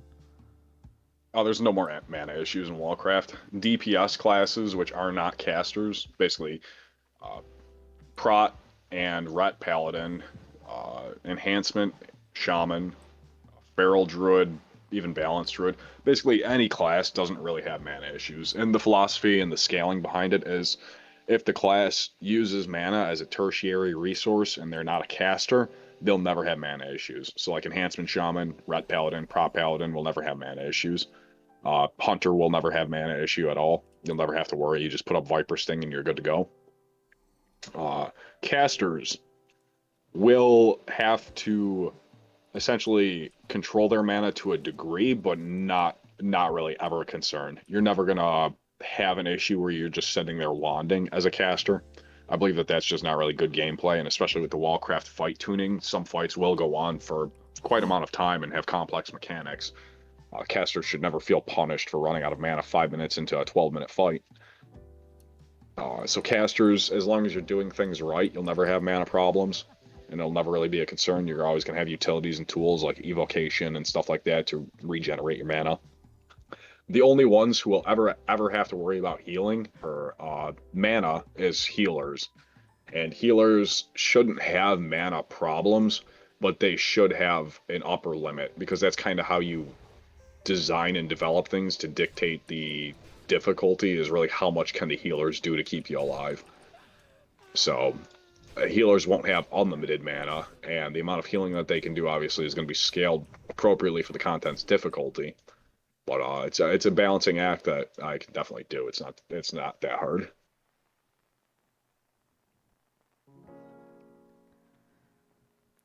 Yeah, I mean, that happens. He already talked about that, but yeah, I mean, people join in at different times.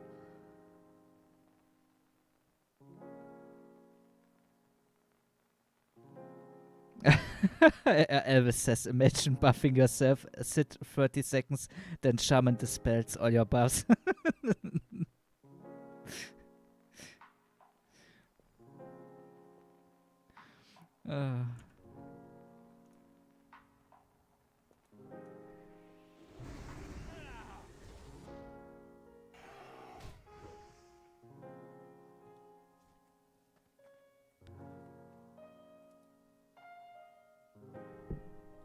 I would say that is also a good stopping point.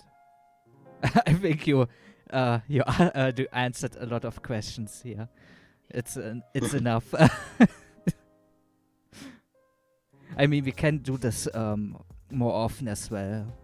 I'd love to keep doing these interviews and like these discussion videos. I think it gets a lot of the information that people are seeking out there, and especially the small nuances and details that people are looking for. Like I said, I'd like to sit down with you and do some actual like video content with like still images of talents and different discussion things, like topics on writing that people could see on a video. Sure, no problem. Yeah, it was awesome, dude. I love having these talks, though, man. It's always fun to just mess around on Wallcraft and see what's fun. Yeah, I mean, I can only speak for myself that I just find it so fun. You're so when someone like you who has so much knowledge just talks and is passionate, I just love that. I mean, this was so many. That was so much input. I can't say what we started talking about, but I will try to cut that video down as well, so people have something to look at.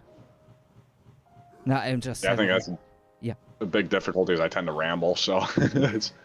Nah, It was a little tough there. it's fine. I mean, you answered the questions. That's amazing. I find that that should be it like that. You know, you have a developer or you have a project, and you should have just those Q&As. It's just amazing.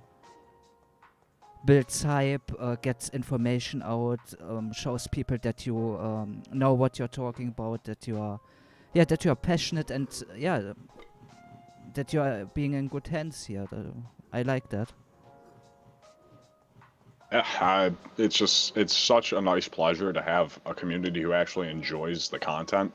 And you get all these people that you see online right now, and they're all messing around, and they're all just sitting here Yeah. saying, "Wow, this is really fun. I like the tuning. This feels really good." It's like that's how it should be. The game should feel fun. It should be exciting. Everybody should feel excited to log in and play. That's really the big thing. And it's not just the game itself. It's not the tuning or the content. It's the community. You know, and if you got a good community, a good group of players, and you're having fun with the game, you know, what more can you ask for? Exactly. Yeah, absolute pleasure though. Yeah, I'm gonna let you go. I know it's late around you, dude. It was good talking though, man. Thank you for sitting down. Yeah, same. Thanks, man. Hit me up when you need help. So. Oh, definitely. I'll be hitting you up a lot for that. All right. Take care, man. Get well See you, soon. man. No, thank you. Bye bye.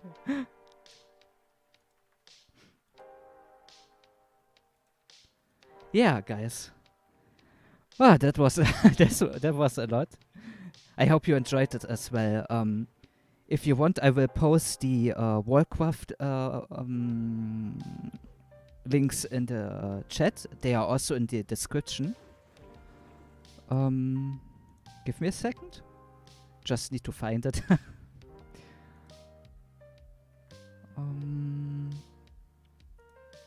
This is the Warcraft Discord.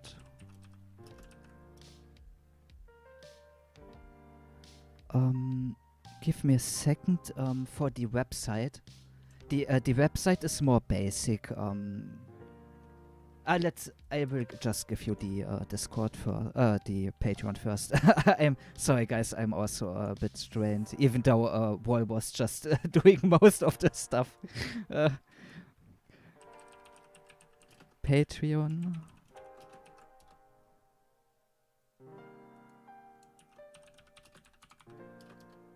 Yeah, thank you.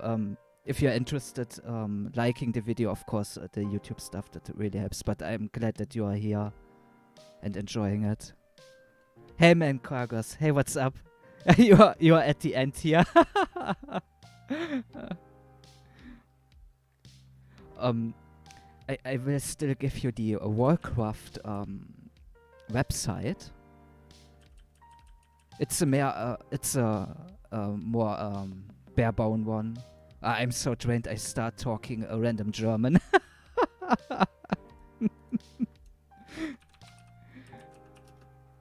Warcraft website. If you are interested making account and testing it.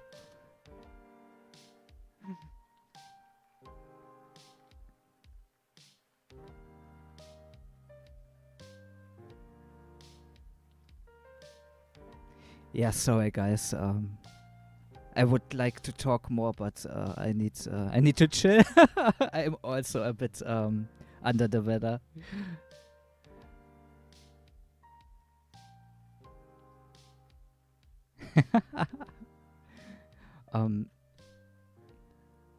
Yeah, like Kyla says, sorry. The website also explains how you can play on the on Wallcraft, and if you're having trouble, just join the Discord from Wallcraft, and you can ask there. If you're having stuttering issues or something like this, Wall posts you something what you can copy paste basically.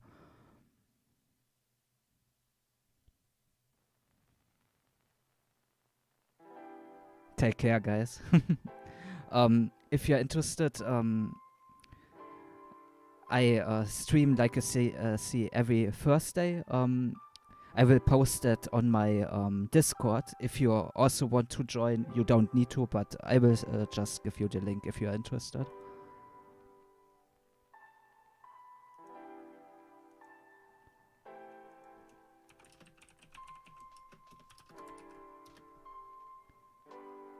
yeah, I would say we see each other again next to Thursday. Jeez, I can't talk.